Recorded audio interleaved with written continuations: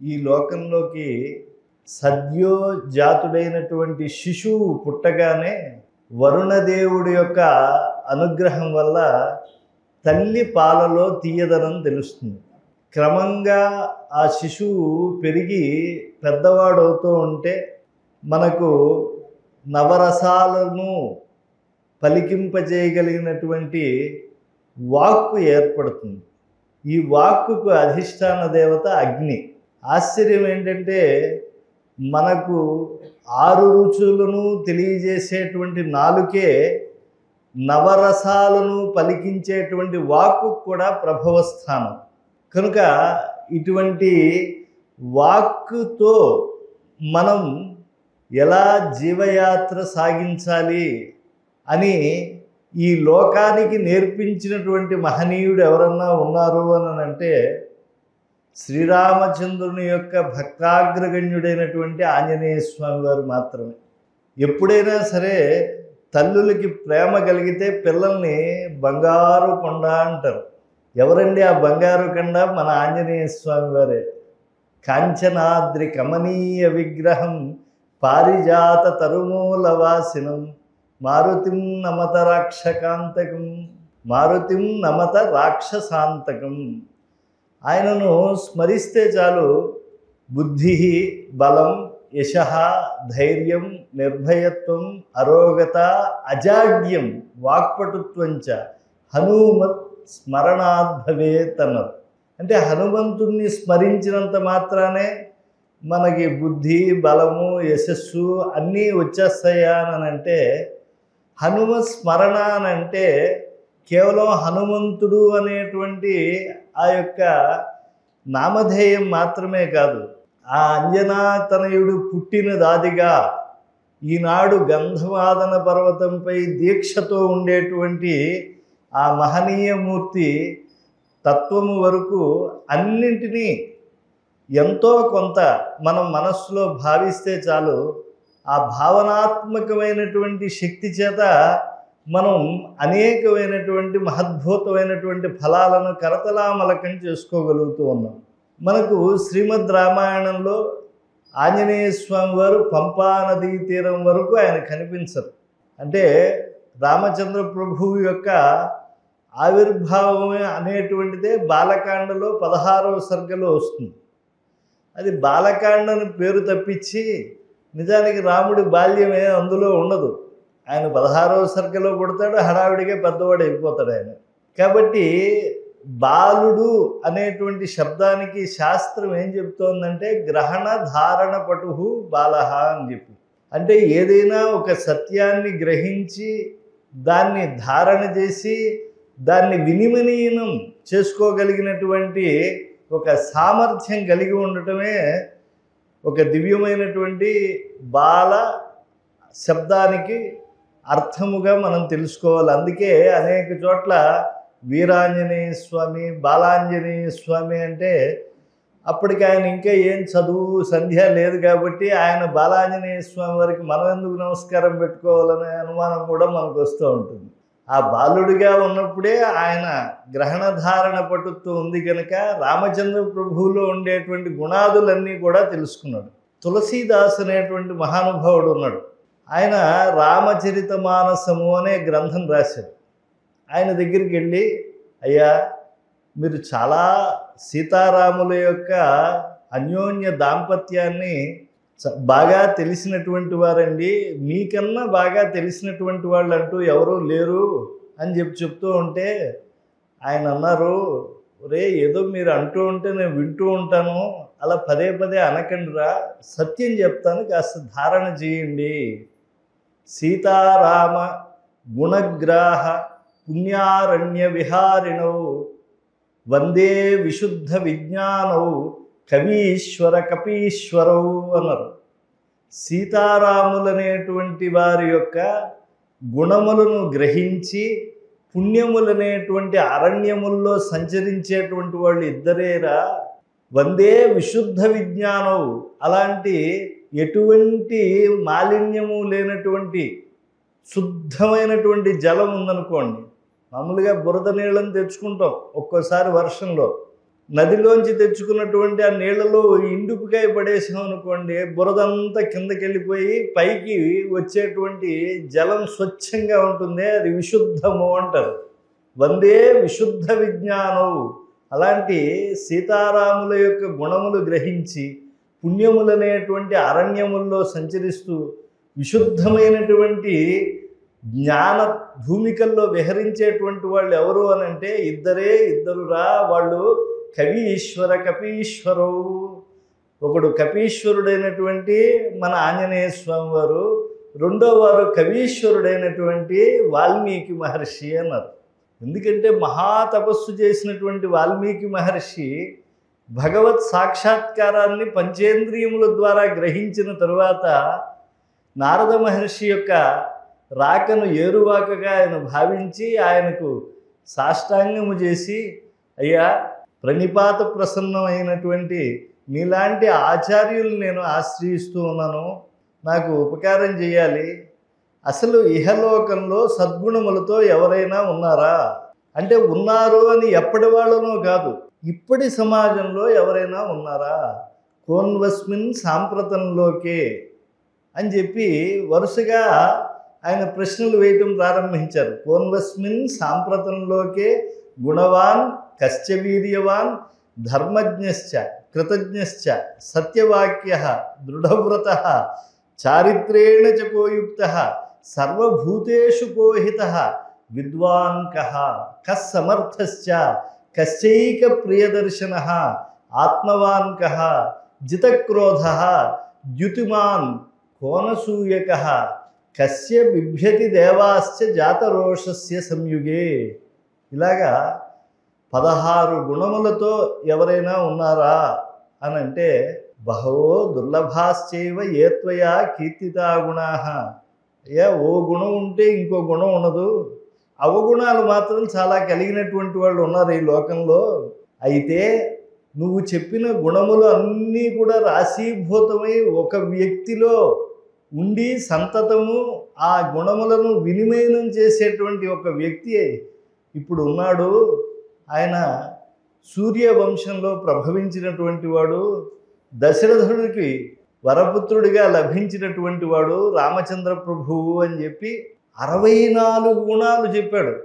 ఈ వాల్మీకి మహర్షి ఆశ్చర్యం చూడండి. బాలరామాయణంలో ఈయన 16 గుణాలు ఉండేటువంటి వాడు ఎవరైనా ఉన్నారా అంటే దుర్లభమయ్యా ఇహలోకంలో ఉండటం. ఇలాంటి గుణాలన్నీ ఒక వ్యక్తిలో అయినప్పటికీ నేను చెప్తున్నాను అని చెప్పి 64 గుణాలు కలిగినటువంటి రాముడి వృత్తాంతాన్ని అంతా చెబితే, అది సంగ్రహంగా చెప్తే, ఆ తరువాత ఆ రామ గుణానుభవజనితమైనటువంటి దివ్య ఆనందమైనటువంటి ఆ మనస్సు తరంగితమైపోతూ ఉంటే, అప్పటి వరకు ఎప్పుడూ చూడనటువంటి ఆ ప్రకృతిని అంతా కూడా ఆస్వాదిస్తూ మహర్షి ఆశ్రమంలోంచి బయలుదేరి మాధ్యాహ్నిక సంధ్యకి వెళ్ళారు. ఆ వెళుతూ ఉంటే భరద్వాజుడు అనేటువంటి ఓ శిష్యుడిని కూడా తీసుకుని వెళ్ళాడు. అక్కడికి దగ్గరలో తమసా నది ప్రవహిస్తోంది. వాల్మీకి మహర్షి గారు రాముని యొక్క చరిత్రని నారద మహర్షి యొక్క ముఖతః విని ఆనందంతో మనస్సంతా పులకితమైపోతూ ఉంటే, విమలమైనటువంటి ఆ తమసా జలాన్ని చూసేప్పటికీ ఆయనకి తెలియకుండా ఒక ఉత్సాహం వచ్చేసింది. అకర్దమమిదం తీర్థం లోపలికి అడుగుపెట్టాడు. ఇలా ఒడ్డుకేసి తిరిగాడు. భరద్వాజ నిశామయ, నిశామయతు, బాగా జాగ్రత్తగా వినవయ్యా నేను చెప్తున్నాను. అకర్దమమిదం తీర్థం భరద్వాజ నిశామయ. ఎలా ఉంది అసలు ఈ తీర్థము అని ఆలోచించాడు. అప్పటి వరకు ఆయన ఒక స్థితిని అనుభవిస్తూ ఉన్నాడు. రామచంద్రుని యొక్క గుణముల చేత విని తరువాత ఆయనకు ఒక ఉత్సాహం వచ్చేసి మనసంతా ప్రశాంతమైపోయింది కదా. సన్మనుష్య మనోయథ. ఎలా ఉంది తీర్థము అని అంటే అకర్దమమిదం తీర్థం భరద్వాజ నిశామయ రమణీయం ప్రసన్నాంబు, రమణీయ ప్రసన్నాంబు సన్మనుష్య మనోయథ. రమణీయంగా ప్రసన్నంగా ఉండేటువంటి మంచివాడు అంటే పొరపాటును కూడా ఏ ఒక్కడి యొక్క హానిని కానీ బడలికని కానీ ఏ అవస్థలో కోరుకోకుండా కేవలం తన యొక్క అభ్యుదయాన్ని లేదా తన వారి అభ్యుదయాన్ని, అనేకమైనటువంటి భూతజాతముల యొక్క అభ్యుదయాన్ని నిరతము కోరేటువంటి వాడు ఎలా ఉంటాడో అలాంటి వాడి యొక్క మనుష్యుడు, అంటే త్రికరణ శుద్ధిగా చేసిన పనులకు దేవుడు మెచ్చును, లోకము మెచ్చును అంటారే, అలా త్రికరణ శుద్ధిగా ఆచరించేటువంటి వాడినే సన్మనుష్యుడు అంటారు కదా. ఆ సన్మనుష్యుడి మనస్సులో ఉంది ఇది అని చెప్పి ఆయన రోజూ చూసేటువంటి గంగా నదికి ఒక ఉపవాహిని అయినటువంటి తమసా నదిని చూసి పరవశించిపోయినటువంటి వాల్మీకి మహర్షి చెప్పారు. అకర్దమ విదం తీర్థం భరద్వాజ నిశామయ రమణీయ ప్రసన్నాంబు సన్మనుష్య మనోయథ అని చెప్పి ఆ ప్రకృతిని అంతా కూడా, ఆ వృక్ష సంతతిని అంతా కూడా ఒకసారి చూస్తూ ఉన్నాడు. చూస్తూ ఉంటే కృంచం అనేటువంటి పక్షులు రెండు కామమోహితమై ఒక చెట్టు మీద అలా ఉన్నాయట. ఉంటే అక్కడికి వచ్చినటువంటి బోయేవాడు ఒకడు బాణం తీసి ఆ మగపక్షిని కొట్టాడు. అది కింద పడిపోయింది. పడిపోతే రక్తపు మడుగులో ఈ నారాచ బాణం గుచ్చబడగా బయటికి అది నురగలు కక్కుకుంటోంది, ప్రాణములు విడవలేక గిలగిలలా కొట్టుకుంటోంది, ఆడపక్షి చుట్టూ తిరుగుతోంది. ఆ పక్షి పడేటువంటి వేదనను చూశాడు. మా నిషాద ప్రతిష్టాం త్వమగమః శాశ్వతీ సమాహ యత్ క్రౌంచ మిథునాదేకం అవధి కామమోహితం. కృంచం అంటే చాలా వంకరగా నడవటము అనేటువంటిది. ఈ పక్షి చాలా చిన్నది. ఇది ఏమన్నా దీని మాంసం ఏమన్నా నీకు ఉపయోగపడుతుందా? ఏమన్నా కాస్తన్నా నీకు విచక్షణ ఉందా? అవి పైన చెట్టు పైన ఎక్కడో కామమోహితమై ఉంటే దాంట్లో ఓ పక్షిని నువ్వు అలా దారుణంగా బాణంతో కొట్టేస్తావా అని చెప్పి ఆ నిషాదుడిని శాపం ఇచ్చాడు. మా నిషాద ప్రతిష్టాం త్వం అగమః శాశ్వతీ సమాహ యత్ క్రౌంచ మిథునాతి ఏకం అవధీహి కామమోహితం. కాబట్టి ఓ నిషాద, నువ్వు ఎక్కువ కాలం ఈ భూమిపైన మనుగడ సాధించవు అని చెప్పాడు. ఎందుకంటే ఆయనకి తీవ్రమైనటువంటి అమర్ష కలిగింది. ఆ దుఃఖాతిశయం వచ్చేసింది. కంఠం గద్గదితమైపోయింది. కళ్ళన్నీ బాష్పముతో నిండిపోయాయి. ఎక్కడి నుంచి తరంగితమైంది వాల్మీకి మహర్షికి ఇంత దయ? శోక శ్లోకత్వం ఆగత. ఆయన శోకమే శ్లోకముగా వచ్చేసింది. ఒక అనుష్టుప్ ఛందస్సులో వచ్చేసింది. గాయత్రి మంత్రాధిదేవతను ఆరాధించేటువంటి దివ్యమైనటువంటి 8, 8, 8, 8గా ఉండేటువంటి 32 అక్షరములుగా ఉండేటువంటి అనుష్టుప్ ఛందములో ఆ శ్లోకం వచ్చేసింది. ఆ శ్లోక శక్తి చేత కిరాతుడు అప్పటికప్పుడు ప్రాణములు విడిచిపెట్టేసి స్నానం చేశాడు వాల్మీకి మహర్షి. ఏమిటో మనస్సు ఒక్కసారిగా బాగా, అది అప్పటి వరకు ఆనందంగా ఉన్నా ఏదో ఇబ్బంది కలిగింది. ఎందుకు నేను ఇలాంటి ఒక శాపాన్ని ఇవ్వవలసి వచ్చింది? అయినా భరద్వాజ, ఇందాక నేను అన్నటువంటిది తంత్రి లయ సమన్వితం. ఏమిటది? ఒక రామాయణ కథా గానము అంటారు, తెలుసా అండి? ఎప్పుడు కూడా రామాయణ కథా ప్రవచనం కన్నా కూడా రామాయణ కథా గానము అంటారు. అంటే ఆ శ్లోకాలన్నీ బాగా సంగీతం వచ్చినటువంటి వారు చక్కగా పాడవచ్చు, అవన్నీ కూడా అనుష్టుప్ ఛందస్సుని. కాబట్టి అలా పాడటానికి కూడా ఉపయుక్తంగా ఉండేట్టు వచ్చేసిందే అని అంటే భరద్వాజుడు వెంటనే ఆ శ్లోకాన్ని మళ్ళా చెప్పేట. అదేమిట్రా, ధారణ చేయకుండా అలా ఎలా వచ్చేసింది ఆ శ్లోకం నీకు అని అంటే, అంత సులభంగా ఉందండి అని చెప్పి వాల్మీకి మహర్షి మాధ్యాహ్నిక సంధ్య ఆశ్రమానికి చేరుకుని ముగించంగానే ఆయన మనస్సులో ఉన్నటువంటి ఖేదాన్ని తొలగించడానికి సాక్షాత్తు ఆ వాణీనాథుడైనటువంటి చతుర్ముఖ బ్రహ్మగారు అక్కడికి వచ్చేశారు. చతుర్ముఖ ముఖాంభోజ కలహం సవధూర్మమ మానసే రమతాం నిత్యం సర్వశుక్లా సరస్వతి అని చెప్పి ఆ సరస్వతితో ఉండేటువంటి ఆ బ్రహ్మగారికి ఒక్కసారి నమస్కారం చేసేసుకున్నారు మహానుభావులైనటువంటి వాల్మీకి మహర్షి. అప్పుడు ఆయన అన్నారు, ఎందుకయ్యా బెంగ పెట్టుకుంటావు? మచ్ఛందా దేవతే బ్రహ్మన్. వాణిని రసరాగ్రంపై పూనేట్లుగా నేను చేయటం వల్లే ఈ ఛందం అనేటువంటిది నీ ద్వారా అభివ్యక్తమైంది ఓ వాల్మీకి మహర్షి.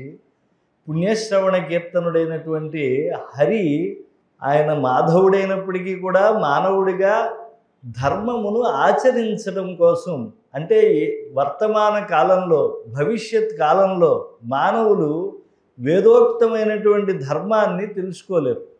తెలుసుకున్నటువంటి దాన్ని ఆచరించడం చాలా కష్టం అండి.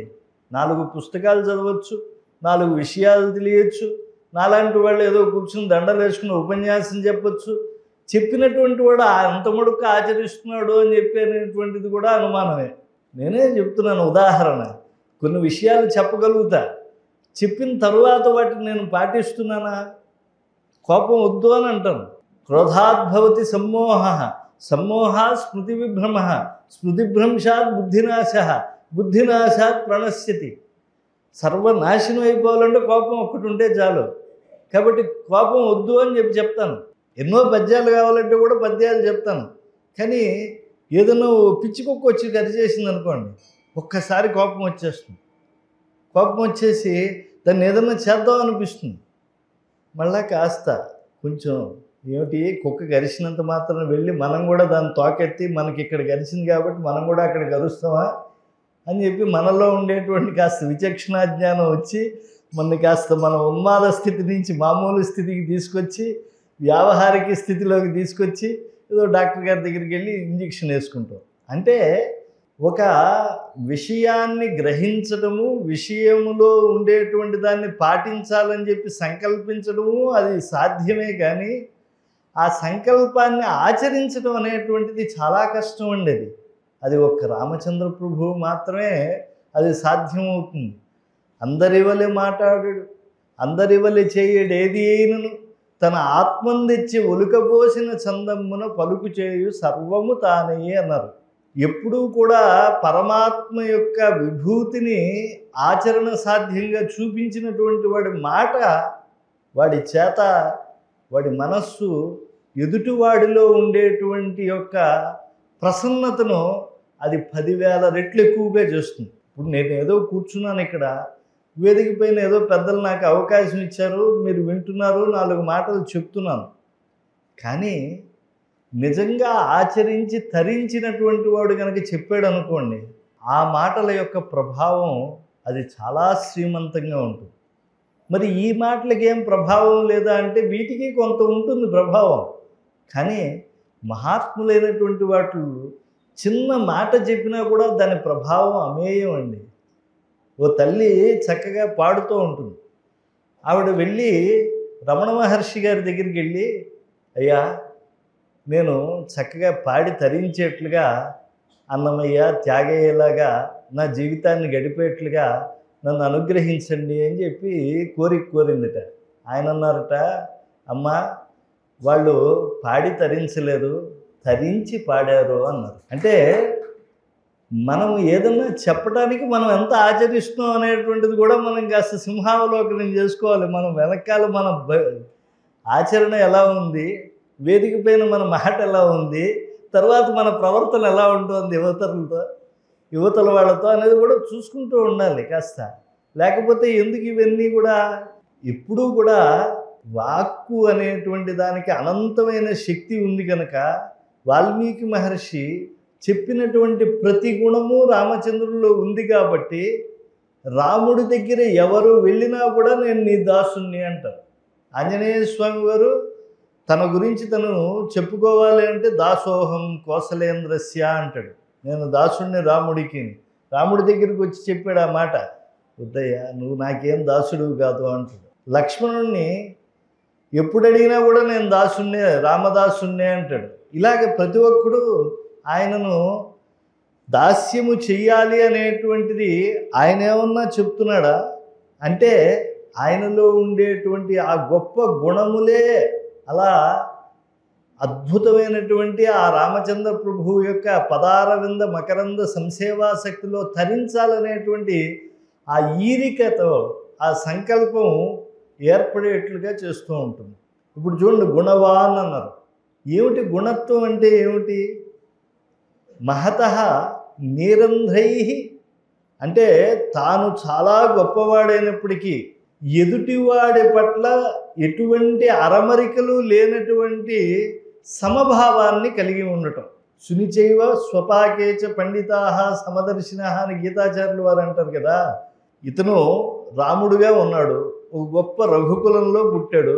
ఆ రఘుకులం గురించి చెప్పండి అంటే కాళిదాసు అంతటి వాడు ఏమంటాడంటే, క్వసూర్య ప్రభవంశ కుచాల్ప విషయోమతి తితీర్షుర్ దుస్తరం మోహాత్ ఉడుపేన అస్మి సాగరం. ఏమన్నా చిన్నా చితగా మాట అండి మీరు చెప్పమనేది? రఘువంశంలో ఉండేటువంటి వాళ్ళ రాజుల వైభవాన్ని అంతా కూడా మీరు సమగ్రంగా చెప్పమంటున్నారు. ఎవరికైనా చిన్న పడవిచ్చేసి ఏదన్నా చిన్న సరస్సు దాటవయ్యా అంటే సాధ్యం అవుతుంది, కానీ ఒక మహాసముద్రాన్ని తిమింగలములతో ఉండేటువంటి మహా అంతులేనటువంటి అవతల గట్టేదో తెలియనటువంటి ఒక సాగరాన్ని దాటాలి అని అంటే ఉడిపేనా అస్మి సాగరం. ఎవడైనా సాహసం చేస్తాడా? దొన్నెతో అవతల గట్టుకు పెడదాం సముద్రానికి అని చెప్పి. అలాగా నేనెక్కడ, సూర్యవంశం ఎక్కడ అన్నాడు. అలాంటి గొప్పదైనటువంటి సూర్యవంశంలో రామచంద్రుడు ప్రభవించి పూర్వరాజుల వృత్తాంతాలను కూడా మరుగున పడేంతటి గొప్పవాడయ్యాడు ఆయన. అంటే ఎటువంటి గుణాలు ఆయనలో ఉన్నాయి అని అంటే, ఒక పల్లెవాడు ఆయన వచ్చి నేను నీ దాసుణ్ణి అంటే, గుహామే ఆత్మసఖ, ఏదో పడవ దాటించావు గంగానదికి, నాకు ఉపకారం చేసావు, అటువంటి నువ్వు వచ్చి నాకు దాసుణ్ణి అంటావా? నువ్వు నిషాదులందరికీ కూడా రాజు అయ్యా, నువ్వు నాకెందుకు దాసుడు అవుతావు అని చెప్పి ఆయనను సఖ్యతతో ఆదరించినటువంటి వాడు రామచంద్రుడు. కేవలం గురువుల మీద భక్తితో శ్రద్ధతో తను గ్రహించినటువంటి ఒక గుత్తిలో ఉండేటువంటి ఓ ఫలాన్ని తిని, మామూలుగా పండుని తిని రాఘవండు పండు నొసంగెన్ అంటే తాను బాగా కొరికేసి నమిలేసి ఆ తర్వాత పట్టుకెళ్ళి రాముడి చేతిలో పెట్టిందని కాదు. ఎప్పుడైనా ఓ అరటి గెల తీసుకెళ్తే ఆ అరటి గెల అలాగే ఆంజనేయ స్వామికి ఇచ్చారు, అంతేగాని ఓ అర్థం పెరిగేసి ఇచ్చేయటం అనేటువంటిది భక్తి కాదు. అంటే దాంట్లో ఏది మనం వినియోగించుకోవడం, గెల అలా పట్టుకెళ్ళి పెట్టేయటం భక్తి. అలాగే ఓ గుత్తి తీసుకుని పాపం ఆ గుత్తిలో ఓ పండు తిని మిగతా పళ్ళన్నీ కూడా తీయగా ఉంటాయి అని చెప్పి అలాంటి గుత్తులుగా ఉండేటువంటి ఫలాలు ఇచ్చింది. ఇస్తే ఆయన అక్కడ ప్రేమను గుర్తించాడు, కానీ అది ఎంగిలి అని అనుకోలేదు. ఈరోజు మనం ఎంగిలి అనేటువంటి పదమే అసలు ఎంగిలి కాదండి. ఇప్పుడు అన్నం ఉంది, వండుకున్న తర్వాత పై భాగాన్ని తీసి పక్కన పెట్టేస్తారు. అది యజమాని తింటాడు పైన ఉండేటువంటి దాన్ని, కింద దాన్ని ఒకవేళ తొందరగా తినాల్సి వస్తే తర్వాత వాళ్ళు తింటారు. ఈ పై భాగము తీసిన తర్వాత మిగులు భాగాన్ని ఎంగిలి అంటారు. అంతేగాని నోట్లోంచి బయటికి తీసేసిన దాన్ని ఉచ్ఛిష్టం అంటారు, కానీ దాన్ని ఎంగిలి అని అనరు. సంప్రదాయం అలా చెప్తోంది. కాబట్టి అలా సమర్పించినటువంటి ఒక వనితను, శబరిని ఎంతో ఆదరించినటువంటి వాడు. అసలు ఈ మనుష్య జాతికే సంబంధం లేనటువంటి సుగ్రీవుణ్ణి ఎంతగా ఆదరించినటువంటి వాడండి. సుగ్రీవుడిలో ఉండేటువంటి లోపములు కూడా తెలిసినటువంటి రామచంద్రుడు లక్ష్మణస్వామి కోపం వచ్చేంత అపరాధం సుగ్రీవుడు చేసినప్పుడు కూడా ఎట్టి పరిస్థితుల్లో అతని పైన కోప్పడకుండా తన హక్కుని చేర్చుకుని తన పట్టాభిషేకం వరకు కూడా స్నేహాన్ని కొనసాగించి ఆయన్ని ఉద్ధరించినటువంటి వాడు రాముడు. కాబట్టి గుణవాన్ కస్య వీర్యవాన్. రాముడు వీర్యం చెప్పాలంటే సామాన్యం అండి. జనస్థానాన్ని హతస్థానంగా మార్చాడు. 14,000 మంది ఖర దూషణాది రాక్షసులందరినీ కూడా ఆ జనస్థానంలో ఆయన అతి తక్కువ సమయంలో, ఏదో గంటం పావు లోపలే అంటారు ఆధునికంగా దాన్ని సమయ నిర్ణయం చేసినటువంటి మహానుభావులంతా కూడా జ్యోతిష్ శాస్త్రవేత్తలు, అంత తక్కువ సమయంలో దేవతలు కూడా ఆశ్చర్యపోయేట్లుగా ఆయన ఎప్పుడు ఆ బాణాలను పట్టుకుంటున్నాడు, ఎప్పుడు నారిపైన పెడుతున్నాడు, ఎప్పుడు సంధిస్తున్నాడు, ఎప్పుడు శత్రువుని నేలపై రాలుస్తున్నాడు అనేటువంటిది తెలియకుండా సీతమ్మ వారు భయపడతారని చెప్పి లక్ష్మణస్వామితో సీతమ్మ వారిని గుహలోకి పంపించేసి ఒక్కడే అంతమందిని సంహరించాడు అని అంటే ఎంతటి పరాక్రమవంతుడండి రామచంద్ర ప్రభు. గుణవాన్ కస్య వీర్యవాన్ ధర్మజ్ఞశ్చ. ధర్మము అని అంటే అది దశకం ధర్మలక్షణం అన్నారు. ధృతి, క్షమ, దమము, సత్యము, అస్థేయము, శౌచము, ఇంద్రియ నిగ్రహము, ధీహి, విద్య, అక్రోధము, ఇవన్నీ కూడా ఉన్నటువంటి వాడు రామచంద్ర ప్రభు. కాబట్టి ఎక్కడ కూడా ధర్మమును రేఖామాత్రంగా కూడా అతిక్రమించినటువంటి వాడు. అందుకే రామో విగ్రహవాన్ ధర్మ అన్నటువంటి వాడు మొదట మారీచుడు మానవుడు కాదండి, దానవుడే. రాముడి యొక్క ధర్మ నిరతిని తెలుసుకున్నటువంటి వాడు. కాబట్టి ఇలా రామచంద్రుని యొక్క గుణాలు చెప్తూ ఉంటే మనం ఎప్పటికీ ఆంజనేయ స్వామి దగ్గరికి వెడతాం. కాబట్టి ఇలాంటి పుణ్య గుణముల యొక్క రాశి ఆయన, ఆ రామచంద్ర ప్రభు. అలాంటి రామచంద్రుడు స్వచ్ఛంగా ఉంటాడండి. ఆయన ఆషాఢ మాసంలో ప్రవహించేటువంటి నది ఎలా అయితే ప్రసన్నంగా ఉంటుందో, ఆ పర్వత సానువుల నుంచి జాలువారుతో అలా స్వచ్ఛంగా ఉంటాడు. వైజయంతిధామ వాసనాభరితము వైకుంఠ వక్షంబు వంటి వాడు. ఆ వైకుంఠుడు ఉంటాడే, ఆయన వక్షం మీద ఎప్పుడూ కూడా వసివాడనటువంటి మాలిక ఉంటుంది, వైజయంతి వనమాలిక అని. ఆ వనమాలిక ఎంత పవిత్రమైనటువంటిదో, సాక్షాత్తు లక్ష్మీదేవి సాగర తనయగా ఆవిడ ఉద్భవించినప్పుడు వరుణదేవుడు చేతితో అందుకుని ఏదైతే శ్రీ మహావిష్ణువు వెడలో వేసిందో ఆ వసివాడనటువంటి వరమాల వంటి వాడు ఆ రామచంద్ర ప్రభు. ఇంకా మంచి ఉపమానం కూడా చెప్పారండి పెద్దలు. మరల సృష్టి వనర్చు మహిత ప్రాతర్వేళ బ్రహ్మదేవుని ఊహ వంటివాడు అన్నారు. అంటే మనకి ఎప్పుడైనా బ్రాహ్మీ ముహూర్తం చూడండి ఎలా ఉంటుంది, మన బుద్ధి ప్రసన్నంగా ఏ విషయాన్నైనా సరే చాలా సంగ్రహంగా, సరళంగా, సుగ్రాహ్యంగా స్వీకరించేందుకు మన చిత్తవృత్తి సంసిద్ధతను బాగా కలిగి ఉంటుంది. అలాంటి బ్రాహ్మీ ముహూర్తంలో బ్రహ్మగారి యొక్క ఊహ ఎలా ఉంటుందో అలాంటి వాడు రామచంద్ర ప్రభు అన్నారు. 84 లక్షల జీవరాశుల్ని ఈ భూమి పైన కర్మఫలంతో అంటగెట్టి సృజిస్తూ ఉన్నాడే. ఒక మనుష్యుడు ఉన్నట్టు ఇంకో మనుష్యుడు ఉండడా, ఒక అన్న ఉన్నట్టు తమ్ముడు ఉండడా, ఓ అప్పగారు ఉన్నట్టు చెల్లి ఉండదా. అలాంటి వాళ్ళని అనేక విధాల మానవులని సృజించడమే కాకుండా పాకేటువంటివి, ఈదేటువంటివి, ఎగిరేటువంటివి, ఇలాంటి విలక్షణ ఎన్నో శ్వేతజములు, అండజములు, ఉద్భిజములు ఇలా వర్గీకరించారు కదా. ఇంత విలక్షణమైనటువంటి సృష్టి చేసేటువంటి బ్రహ్మగారికి బ్రాహ్మీ ముహూర్తంలో ఎంత ప్రసన్నమైనటువంటి ఆ యొక్క మనః ప్రవృత్తి ఉంటుందో అలాంటి వాట రామచంద్ర ప్రభు. కాబట్టి అయోధ్యలో ఆ రోజు అందరూ రామ రామ రామ అని చెప్పి అందరూ అంటున్నారు అని అంటే కారణం ఏమిటి అని అంటే రాముడికి ఉండేటువంటి కళ్యాణ గుణముల యొక్క వైభవం అటువంటిది. అది మామూలు విషయం కాదు. రామో రామో రామయతి ప్రజానాం అభవన్ కథా రామభూతం జగదభూత్. అసలు ప్రపంచమే రాముడి కోసం ఉద్భవించిందా, లేకపోతే ప్రపంచంలో ధర్మనిరతి చూపించడానికి రాముడి లోకానికి వచ్చాడా అన్నట్టుగా ఎక్కడ చూసినా రాముడేట. శ్రమ పొందన్ క్షుధయున్ పిపాసయును తీరన్ క్లిష్ట కార్యాంత విశ్రమమందన్ నిద్రయున్ పండుకొన నిద్రను మేలుకొన్నన్ సర్వభూప్రజకు వచోగ్రమ భాగంబుల తండ్రి రామచంద్ర అటన్న మహామంత్రమే గోచరించు సుమహానందము సంధించుచున్. ఆనాడు అయోధ్య ఎలా ఉందో ఈనాడు మనము అలాగే ఉన్నాం. కాస్త శ్రమ పొందితే అబ్బా రామచంద్ర అంట, ఆకలేస్తే అన్నమో రామచంద్ర అంటున్నాం. అలాగా ఏ స్థితిలో ఉన్నప్పటికీ కూడా కొంచెం సుఖంగా ఉంటే అమ్మయ్య రామచంద్ర అంటున్నాం కష్టం తీరేప్పటికీ.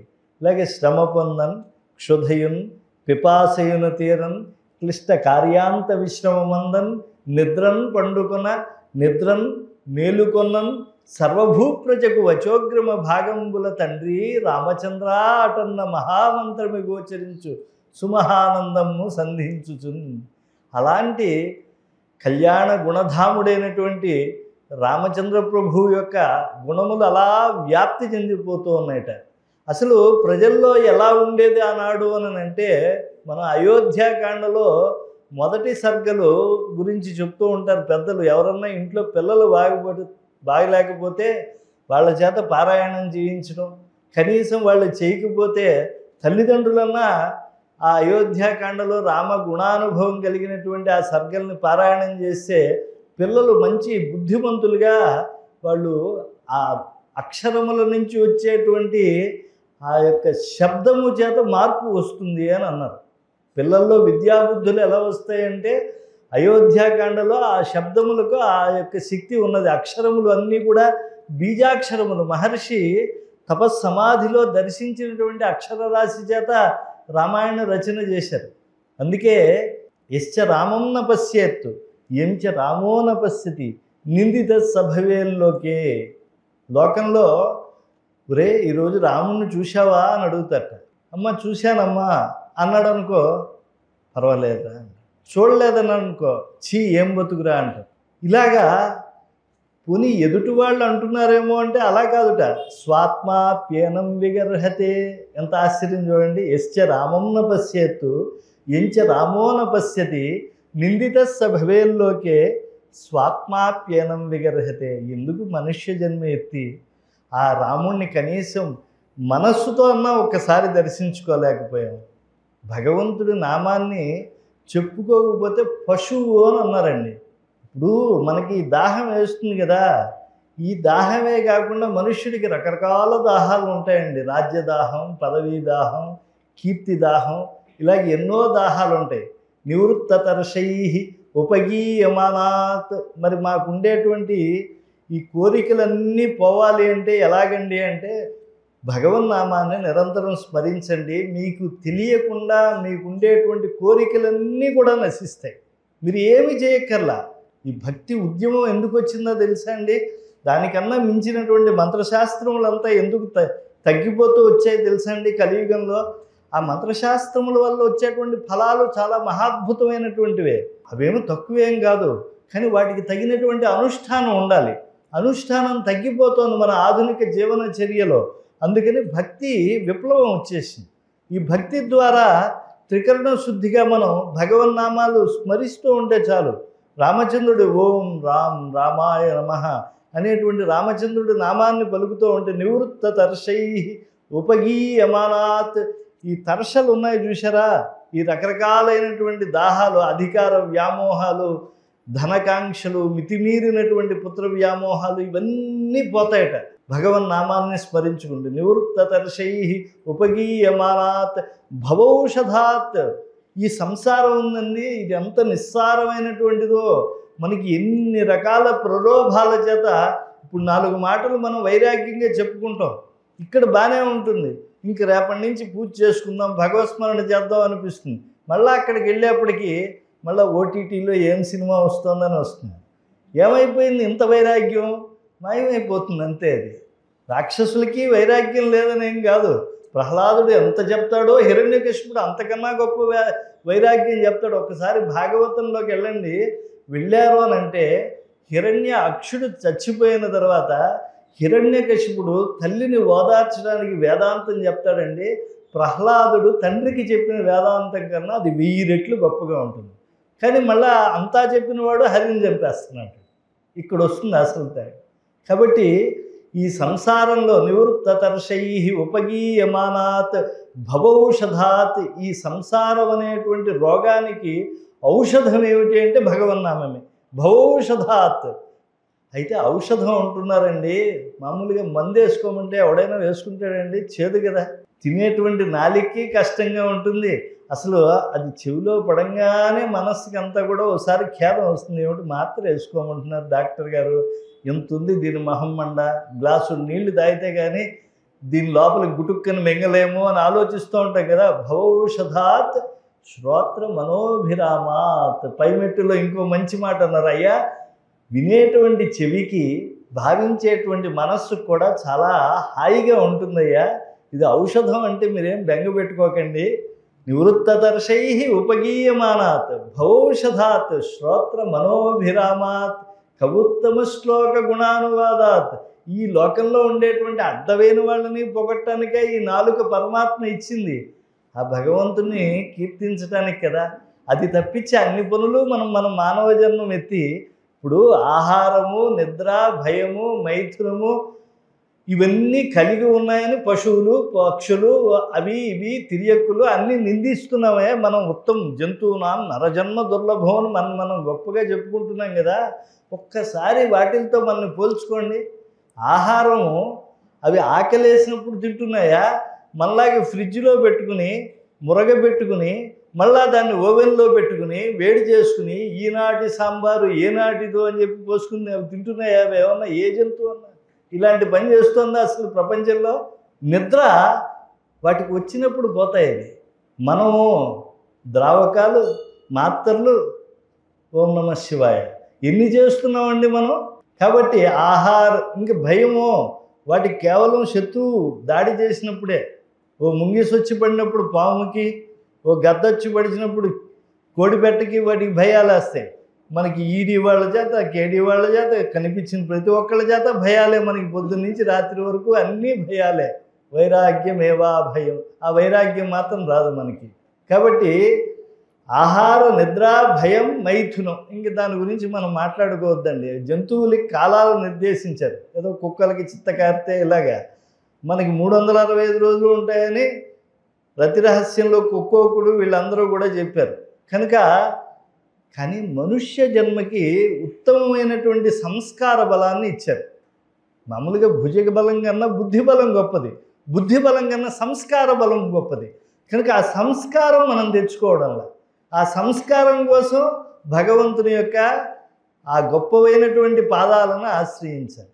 మళ్ళాగా ఆనకాయలు, పగుళ్ళు, దిక్కుమాలిన కాళ్ళ అంటే ఆ భగవంతుడివి. రేఖామయధ్వజ సుధా కలశాతపత్ర వజ్రాంకుశాంబుర కల్పక శంఖ చక్రై భవ్యైరలంకృత తలో పరతత్వ చిహ్నై, మంగళకరమైనటువంటి లాంఛనాలు ఉంటాయి. మరి గురువుకి ఎందుకండి నమస్కారం పెట్టడం అని అంటే, ఇక్కడ చెప్తూ ఉన్నప్పుడు అంతా కూడా చాలామంది, ఓసారి నేను ఏలూరు వెళ్ళానండి. ఈ మొహాన ఈ పోలీసు వాళ్ళు నిజాలు చెప్పినటువంటి వాడి కళ్ళల్లోకి లైట్లు వేస్తారే, అలా లైట్లు పెడతారు. ఆ తర్వాత మనం ఏ పక్క చూస్తున్నామో తెలియదు, ఏం మాట్లాడుతున్నామో తెలియదు, తర్వాత ఏం చెప్పాలో తెలియదు. ఏమన్నా తద్దినం మంత్రాలు ఊరికే అలా వచ్చినవన్నీ చెప్పేయటానికి ఆలోచించి చెప్తూ ఉండాలి. కాబట్టి మనం చెప్తూ ఉంటే ఎవరిని పట్టించుకోం. ఓ సప్తాహం అక్కడ భాగవతం చేశా. అది మొదటి సప్తాహం ఏలూరులో చేశా. అక్కడ చేస్తే ఒక ఆవిడ వచ్చి, ఈ వారం రోజులు నన్నే చూసినందుకు గురువుగారు మీకు ఇదిగో ఇంత దక్షిణ ఇస్తున్నాను అని చెప్పింది. మళ్ళీ దక్షిణ ఎక్కడ లాగేసుకుంటుందో అని చెప్పి జేబులో పెట్టుకున్నా. ఎందుకంటే సుందరకాండ చెప్పేప్పుడు ఒక ఆవిడ వచ్చి అడిగింది నన్ను, ఏమండి చాగంటి కోటేశ్వరరావు గారి గురించి విన్నాను, ఆయన ₹1 కూడా తీసుకోవట్టే, అలాంటి వ్రతం ఉంది, మీకు కూడా ఏమన్నా అలాంటి వ్రతం ఉందా అని. ఆయన ₹1 కూడా తీసుకోరని వ్రతం అని చెప్పి మీరు చెప్తూ ఉంటే తెలుస్తుంది. మరి నాకు కూడా వ్రతం లేకపోతే వాళ్ళు ఏదన్నా అనుకుంటారు కదా, ఆవిడ సంభావన వీడికి ఎందుకు ఇవ్వాలని ఆలోచిస్తుందేమో, అది వచ్చిన కవర్ పట్టుకెళ్ళిపోతుందేమో అని నేనన్నాను. ₹1 కన్నా తక్కువ ఇస్తే తీసుకొని వ్రతం ఉందండి నాకు అన్నా. కాబట్టి ఆహార, నిద్ర, భయమైథునంచ సామాన్యమేతత్ పశుభిర్నరాణం బుద్ధిస్థితేషాం అధికో విశేష. అంటే మనకి సద్బుద్ధి అనేటువంటిది పరమాత్మ ఇచ్చాడు. కాబట్టి ఆ బుద్ధితో మనం ఆయన నిరంతరము ఎప్పుడూ ఆ భగవన్నామానికి మనం దాస్యత చేస్తూ దాన్ని స్మరిస్తూ ఉంటే చాలండి.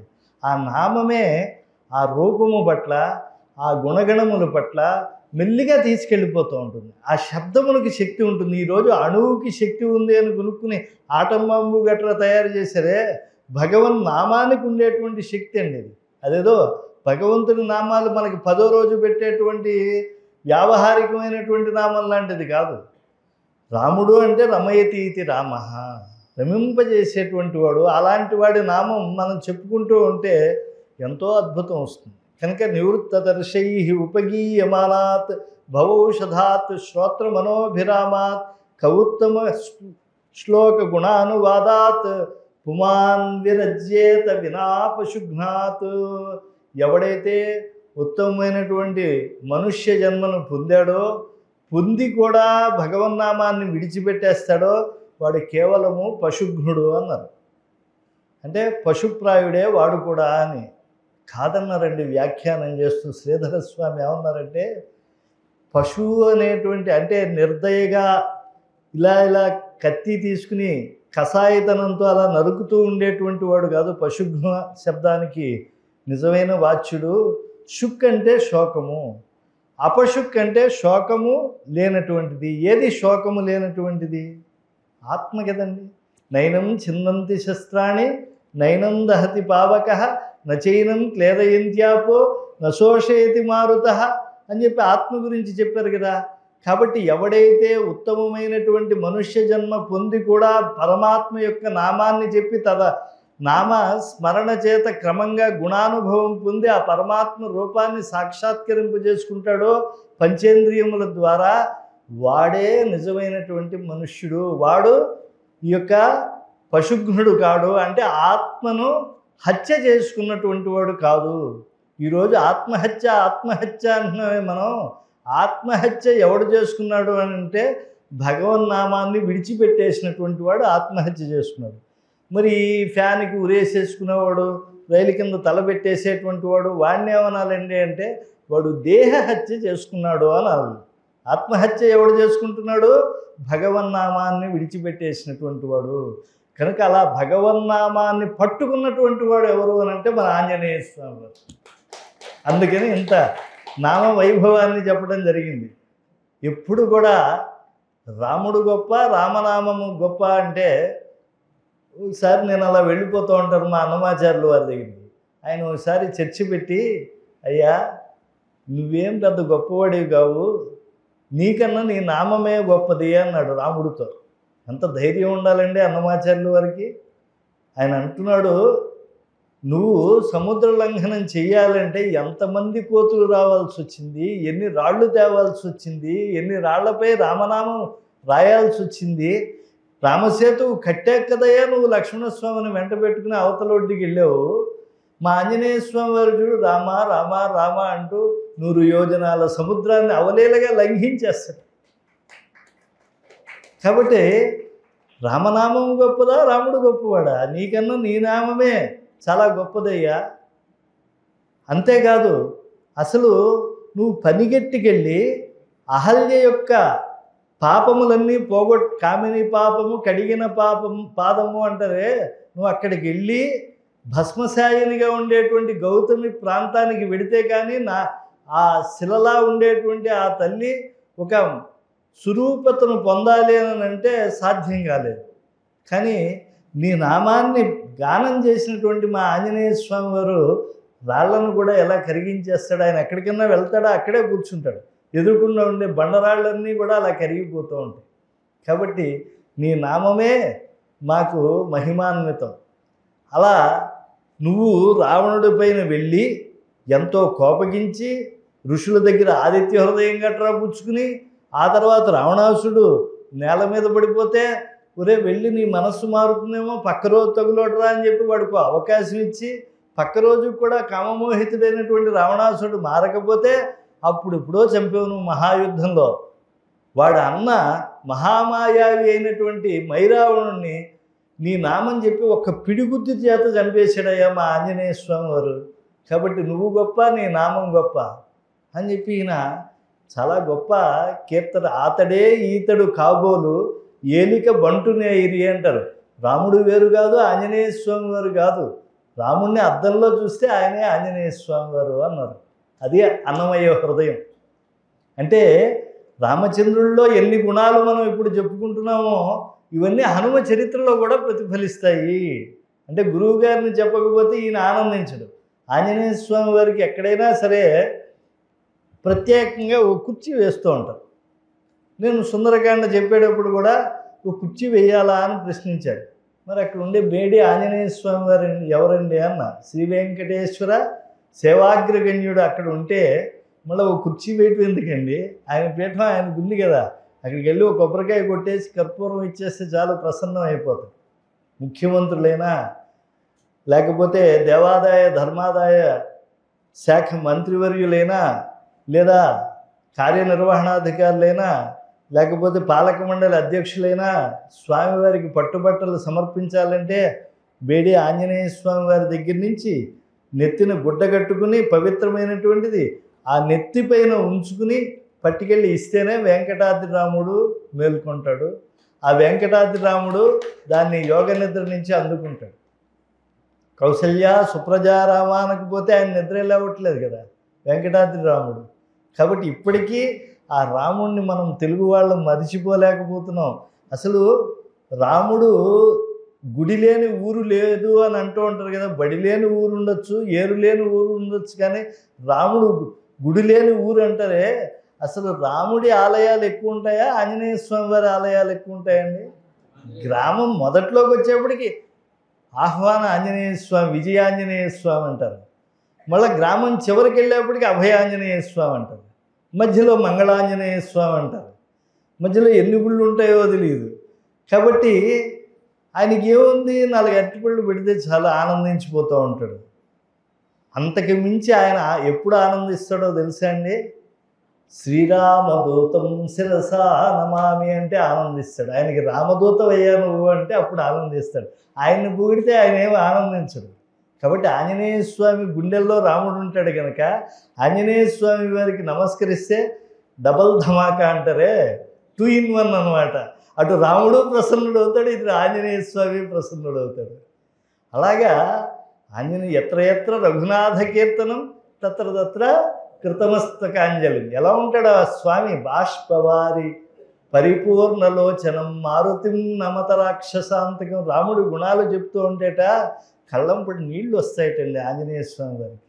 మనకి పొరపాటును కూడా రామకథ వింటే రావు. అయిపోయిన తర్వాత పులిహార పెట్టకపోతే వస్తుంది, పానకం ఇవ్వకపోతేనో. కాబట్టి అలాగా భగవత్ కథను అలా వినగలిగినటువంటి హృదయ వైశాల్యం కలిగినటువంటి మహనీయుడు ఆంజనేయ స్వామి వారు. అలాగా రాముడిలో ఉండేటువంటి కళ్యాణ గుణములన్నింటికీ ఆయన పులకించిపోతూ ఉంటాడు. అలాంటి గొప్ప గుణములు కలిగినటువంటి వాడు రాముడు. ఇంకొక విషయం చెప్పుకుని ఇంక రాముడిని దాటేసేద్దాం మనం.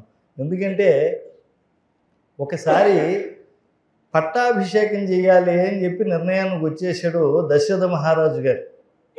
యుధామన్యుడు ఇంటికి వెళ్ళిపోయాడు భరతుడు, తోడు శత్రుఘ్నుడిని పెట్టుకుని మేనమామ గారి ఇంటికి. ఆ సమయంలో అద్దంలో చూసుకున్నట్ట స్వామి వెళ్ళి దశరథ స్వామి పెడితే తం కర్ణమూలమాగత్య ఫలిత ఛద్మనా జరా కైకేయీ శంక ఏవాహ రామే శ్రీ న్యస్యతామితి. ఓ తెల్ల వెంట్రుక ఒకటి దశరథ మహారాజు అద్దంలో కాస్త పౌడరు గట్రా రాసుకుని బొట్టు అది పెట్టుకున్నాగానే కాస్త చూసుకున్నట్ట ముఖం ఎలా ఉంది అని. ఓ తెల్ల వెంట్రుక చెవిలోకి వెళ్ళిందిట. తం కర్ణమూలమాగత్య ఫలిత ఛద్మనా జరా. వయస్సు అయిపోయింది కాబట్టి ఆ నల్ల వెంట్రుక తెల్ల వెంట్రుకగా మారింది. మారినటువంటి వెంట్రుక చెవిలో కిందికి వెళ్ళింది అని ఆయన ఆలోచన చేసేట. కైకేయి శంక ఏవాహ. కైకేయకు కూడా తెలియకుండా నెత్తి నుండే వెంట్రుక చెవిలోకి వెళ్ళి చెప్తోంది రామే శ్రీ న్యస్యతామితి. రాముడి మీద రాజ్యరమ భారాన్ని పెట్టేసేయాలి అని చెప్పి. అయితే దశరథుడు కూడా అంతటి వివేకం కలిగినటువంటి వాడు, అంతటి పరమాత్ముని పరుడు నరుడుగా వస్తే ఆయనను తన కొడుకుగా పొందినటువంటి మహనీయుడు ఆయన. రాముడిని విడిచి ఒక్క నిమిషం ఉండలేడు. యాగ సంరక్షణానికి తీసుకెళ్తాను అని అంటే, ఎప్పుడు పుట్టాడయ్యా నాకు రాముడు? 60 వర్ష సహస్రాణి జాతస్య మమ కౌశిక దుఃఖేన ఉత్పాదితశ్చాయం నరామం నేతుమర్హసి. ఎవరికైనా 60 ఏళ్ళకి పిల్లాడు పుడుతున్నాడు అంటే ఏదో తేడాగా చూస్తారు వాడికి వేసి. అప్పట్లో 120 ఏళ్ళు అంటే శతమానం భవతి అంటే ఇప్పుడు కూడా ఎంత అని అంటే 120 ఏళ్ళు అని అర్థం. భగవద్ రామానుజులు పూర్ణాయుర్దాయం కలిగిన వారు అంటే 120 ఏళ్ళు ఆయన బతికారు ఆదిశేష స్వరూపుడు. అందుకే 60 ఏళ్ళు నిండిన తర్వాత షష్ఠి పూర్తి అని చెప్పి చేస్తారు. కాబట్టి 60,000 ఏళ్ళు అయిపోయిన తర్వాత రాముడు పుట్టాడు. ఊన షోడశ వర్షోమే రామో రాజీవలోచన. ఇంకా 16 ఏళ్ళు రాలేదయ్యా నా రాముడికి. ఈయన్ని రాక్షసులపైన నీ యాగ సంరక్షణకి తీసుకెళ్తానంటున్నావు. రాజీవలోచన. ఆయన కళ్ళు తామరల్లా ఉంటాయి. ఆయన కళ్ళు తామరల్లా ఉంటే ఏమిటి, ఆయన అరచేతులు తామరల్లా ఉంటే ఏమిటి? ఎందుకు చెప్తున్నాడు అంటే, నువ్వు నిశాచరులపైకి నా రాముడిని తీసుకెళ్తున్నావు. వాళ్ళు రాత్రిపూట చెరించేటువంటి వాళ్ళు. ఆ రాత్రించరులు వచ్చేటువంటి సమయానికి సూర్యాస్తమయం అయిపోతే కమలములు ఎలా ముడుచుకుపోతాయో అలాగా తామరల్లా కళ్ళు మూసుకుపోయేటువంటి స్వభావం కలిగినటువంటి నా రాముడిని తీసుకెడతావా అని చెప్పి ప్రశ్నిస్తాడు. కనుక రాముడు అంటే అంత ప్రత్యయం. తర్వాత ఆయన్ని ఎంతో ఓదార్చాడు.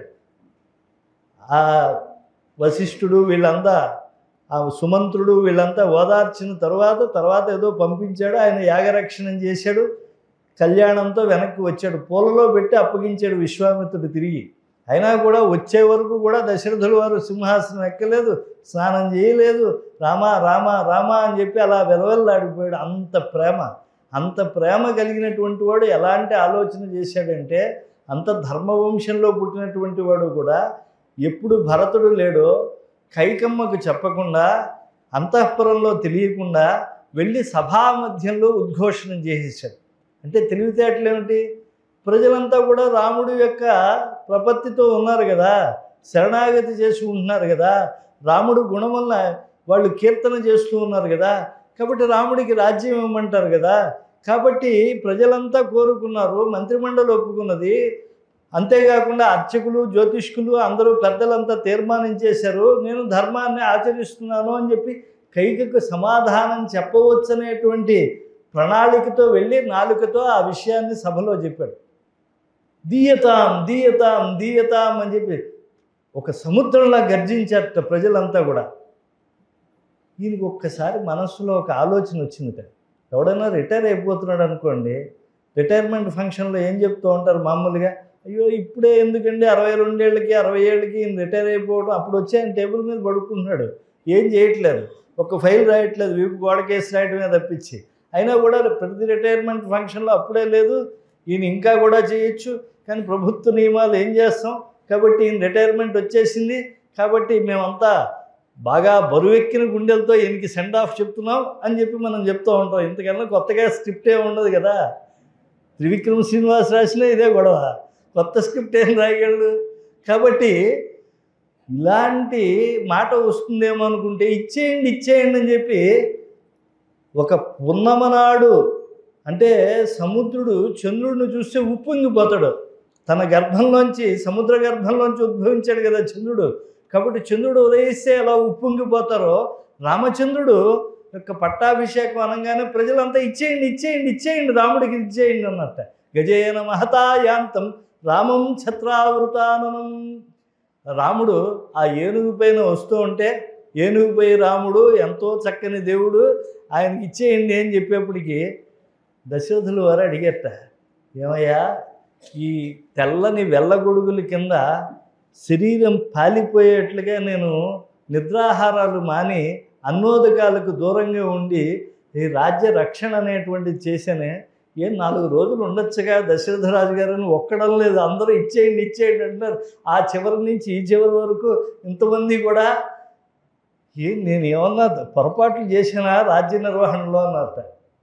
అప్పుడు ఈయన గుర్తించి అక్కడ పక్కన ఉండేటువంటి ఋషిగణాలంతా చెప్పారట, జాబాలి ఇత్యాది మహర్షులంతా, యా బహవో కళ్యాణ గుణా సంతితే నృప, తవ పుత్రే నీ కొడుకు యందు అనేకమైనటువంటి గొప్ప గుణాలు ఉన్నాయ్యా, అందువల్ల ఆ రాముడి యందు అన్ని గొప్ప గుణాలు ఉండటం వల్ల ఆ రాముడి యందు రాజ్యరమను చూడాలి అని చెప్పి ప్రజలంతా కోరుకుంటున్నారు అని. కంబర్ అనేటువంటి వాడు ఉన్నాడండి తమిళంలో. ఆ రామాయణం ఎప్పుడన్నా చదవండి, ఆశ్చర్యపోతారు ఆయన భావాలకి. ఆయన అంటాడు, పట్టాభిషేక సర్గలో రాముడు నెత్తిన కిరీటం పెడితేట ప్రజలంతా తలలు తడువుకున్నట్ట. ఇప్పుడు నా నెత్తిన పెడితే నేను తల తడువుకోవాలి, కానీ మంత్రాలయ పీఠంలో వారు శాలువా కప్పి ఆ మంత్రాలయ పీఠాధిపతులు ఆ రాఘవేంద్ర స్వామి వారి అనుగ్రహ అక్షంతలు గట్రా వేసి సంభావన గట్రా ఇచ్చి వారు వెంటనే నాకు ఆ టోపీ పెట్టారు నెత్తిన. అప్పుడు నా టోపీ జాగ్రత్తగా అమరిందా లేదా అని ఒకసారి ఇలా అనుకున్నా. లేదో మా గణపతి సచ్చిదానంద స్వామి వారు ఇచ్చారు ప్రవచన నిధి అని చెప్పి, ఆయన మెడలో వేసుకున్నటువంటి నవరత్నమాలికి తీసి నా మెడలో వేసేశారు. మా ఆస్థాన పండితుడు అయ్యా అని చెప్పి ప్రవచన నిధి అని చెప్పి బిరుదు ఇప్పించేశారు. పెద్ద గవర్నర్ దత్తాత్రేయ గారి వాళ్ళందరినీ పిలిపించి నా సభకి వాళ్ళ ద్వారా గొప్ప సన్మానం చేసేసి ఓ 80,000 రూపాయలు కూడా ఇచ్చేశారు ఆ సమయంలో. అప్పుడు బాబు ఇదేదో ఎడిట్ చేసుకోండి, ఐటీ వాళ్ళు ఎవరన్నా వింటారు, కాబట్టి ఉద్యోగస్తుని రిటర్న్స్ వేసేవాడిని. అప్పుడు వేసానో లేదో తెలియదు, కాబట్టి ఆ తర్వాత ఎవరు లాక్కోవాలో వాళ్ళు లాక్కున్నారు. హోమ్ అఫైర్స్కి వెళ్ళిపోయింది అది, నా దగ్గర ఏం లేదు. కాబట్టి నా సంబంధం లేదు ఆ రిటర్న్స్తో. అప్పుడు నేనన్నాను, ఇలాగే స్వామివారికి, గణపతి సచ్చిదానంద స్వామివారికి, దత్తపీఠ జగద్గురువులకి 120 ఏళ్ల సభలో నేను వచ్చి వారి పాద నమస్కారం చేసి అప్పుడు 1,20,000 రూపాయలు కవరు పుచ్చుకోవాలని కోరుకుంటున్నాను అని చెప్పా. ఏదో ప్రతిస్పందించండి అంటారు కదా. అప్పుడు ఒక ఆయన అడిగారు, ఏమండి మీకు 1,20,000 కావాలంటున్నారా, మేము దత్తభక్తులు మేము ఇచ్చేస్తాము అని. ఒక పిచ్చివాడా, అంతే అడిగితే నేను విభీషణ్ ఎందుకు అవుతాను రా? ఏమిటి ఇంత తెలివి తక్కువగా ఆలోచిస్తున్నావు నువ్వు? ఈ 80,000 ఇప్పుడు గొప్పవి. ఇంక తర్వాత ఆయనకి ఇప్పుడు 80 అంటే ఇంకో 20, ఆ తర్వాత 20, 40 ఏళ్ళు. ఇప్పుడు నాకెంత 50 దాటినవాడిని, ఇప్పుడు 56 ఏళ్ళండి. అప్పటికి ఎంత వస్తుంది నాకు? 96 ఏళ్ళు వస్తుంది. నేనేం అడుగుతున్నాను, 96 ఏళ్ల తర్వాత నేను వచ్చి వంగి ఆయన పాదాలకు నమస్కరించి ఆయన దగ్గర కవర్ తీసుకోవాలి అంటున్నాను. అంటే నువ్వు కవర్ తీసుకోవడం మాత్రం వింటున్నావు కానీ పశ్యేమ శరదశతం జీవామ శరదశతం నందామ శరదశతం అజీతాస్యామ శరదశతం జోక్చ సూర్యం దృశే అంటే అన్నేళ్ల తర్వాత కూడా మనం సంధ్యావందనం చేస్తూ ఉంటే ఏదో అమ్మవారికి నమస్కారం, గాడిది గుడ్డు నమస్కారం పెడుతున్నావు, అమ్మవారిని ఎన్ని కోరికలు కోరుతున్నావు. నేను అన్నీ మంచి మాటలు వింటూ ఉండాలి. 120 ఏళ్ళు వచ్చే వరకు అని అడుగుతున్నావు. 120 ఏళ్ళు వచ్చే వరకు నేను సూర్యుడిని చూడాలి అంటున్నావు. 120 ఏళ్ళు వచ్చే వరకు నా అరిషడ్ వర్గాలను జయించాలి అని కోరుకుంటున్నావు. నువ్వేమో సామాన్యమైన కోరికలు కోరుతున్నావా? ప్లెయిన్ దోశ కాదు, మసాలా దోశ ఇది. పైకి అలా కనిపిస్తూ ఉంటాయి ఈ ప్రార్థనలు, లోపల ఎంత అంతరార్థం ఉంటుందండి. కాబట్టి అలా ప్రజల చేత మన్నన పొందినటువంటి గొప్ప కవి అయినటువంటి కంబర్ మహాకవి కూడా నెత్తిన కిరీటం పెడితే ప్రజలంతా తలలు తడువుకున్నారు అని అంటే అర్థం ఏంటంటే ఆయన ఆత్మారాముడు అనే విషయాన్ని ఆయన చెప్తున్నాడు. కాబట్టి ఆత్మారాముడు ఆయన. ఈ ఆత్మారాముడు ప్రజలందరికీ ప్రతినిధి. ఆయన ఒక్క ఆయనకి తెలియదు తప్పించి అందరికీ తెలుసు, ఋషులకి. అదే చెప్తాడు విశ్వామిత్రుడు, నువ్వు రాముడంటే ఎవరో తెలుసుకోలేకపోతున్నావయ్యా. ఏ చాన్యే తపసి స్థితా అహం వేద్మి మహాత్మానం రామం సత్యపరాక్రమం. రాముడు సత్యపరాక్రముడుగా నువ్వు తెలుసుకుంటూ ఉన్నావు కానీ ఆయన ఎవడో నాకు తెలుసు. వశిష్ఠుడు ఇతరులైనటువంటి ధర్మాత్ములందరికీ కూడా తెలుసు. అంతేకాదు ఏచ అన్యే తపస్సి స్థితాహ, వశిష్ఠుడు ఇతర నీ ఋషిగణములే కాదు, నీ పక్కన ఉండేటువంటి మంత్రిమండలే కాదు, తపస్సమాధిలో ఉండేటువంటి వాళ్ళందరికీ రాముడు ఎవరో తెలుసు. చింతించే యోగీంద్రుల చిత్త సరోజములలో సంతతము నిలిచిన సాకారము, వింతలుగా మునులెల్ల వెతికి కనేయట్టి కాంతులు చెన్నుమీరిన కైవల్య పదము. రాముడు రాఘవుడు రవికులుడితడు భూమిజకు పతి అయిన పురుష నిధానము. కాబట్టి లోపల దహరాకాశంలో వెలుగుండేటువంటి తేజస్సు ఆ రాముడు. ఈ రాముణ్ణి మొట్టమొదటిసారిగా మన ఆంజనేయ స్వామి వారు పంపా నదీ తీరంలో చూశారండి. చూసేటప్పటికీ ఒక్కసారి ఆయన ఆనందపడిపోయాడు. ఆ ముందు సందర్భం ఏంటంటే వాలిగారు ఎప్పుడూ కూడా భయపడుతూనే ఉండాలి అందరూ కూడా అని కోరుకునేటువంటి స్వభావం కలిగినటువంటి వాడు. సుగ్రీవుణ్ణి భయభ్రాంతులకు గురి చేస్తున్నాడు. ఏదో చిన్న కారణం, అన్నగారు ఓ రాక్షసుడి మీదకి యుద్ధానికి వెళ్ళాడు, ఆ రాక్షసుడిని ఈయన చంపలేకపోయాడేమో అని చెప్పి లోపల ఘోర పోరాటంలో ఉండేటువంటి ఆ విషయం తెలుసుకోలేకుండా వాలి వెళ్ళినటువంటి గుహకు అడ్డుగా బరువైనటువంటి ఒక శిలను పెట్టి ఈయన సింహాసనాన్ని ఎక్కి రాజ్యపాలన చేస్తున్నాడు సుగ్రీవుడు. తావన్మాత్రానికే పూర్వాపరాలు గుర్తించకుండా మహాకోపంతో తీవ్ర క్రోధమూర్ఛితుడైపోయినటువంటి ఈ యొక్క వాలి సుగ్రీవుణ్ణి తరివి కొట్టాడు. అన్ని దిక్కులకి పరిగెత్తాడండి పాపం. చివరికి విషయం తెలుసుకున్నాడు. మతంగ మహర్షి ఎప్పుడైతే దుందుభిని సంహరించాడో వాలిగారు అప్పుడు ఎగిసి ఎడంకాలతో తన్నాడు ఆ దుందుభి మృతదేహాన్ని. అది అలా మతంగ మహర్షి ఆశ్రమం పైనుంచి ఋష్యమూక పర్వతం పైనుంచి వెళ్ళి ఆ కొండ చర్యల పైన పడింది. అప్పుడు ఆ రక్త బీజములు పడేప్పటికి మహర్షి కోపం వచ్చి ఎవడైతే ఈ పని చేశాడో వీడు కానీ వీడికి సంబంధించిన వాళ్ళు కానీ ఋష్యముఖ పర్వతం పైకి అడుగు పెడితే చాలు తల పగిలి చచ్చిపోతారు అని చెప్పాడు. అప్పటి నుంచి ఇంక ఋష్యముఖ పర్వతం పైకి వాలి రారు అని చెప్పి ఈ వాలిగారు భయభ్రాంతులు గురి చేస్తూ ఉంటే దానికి చాలా ఖేదాన్ని పొందేటువంటి సుగ్రీవుడు అక్కడ తల దాచుకున్నాడు.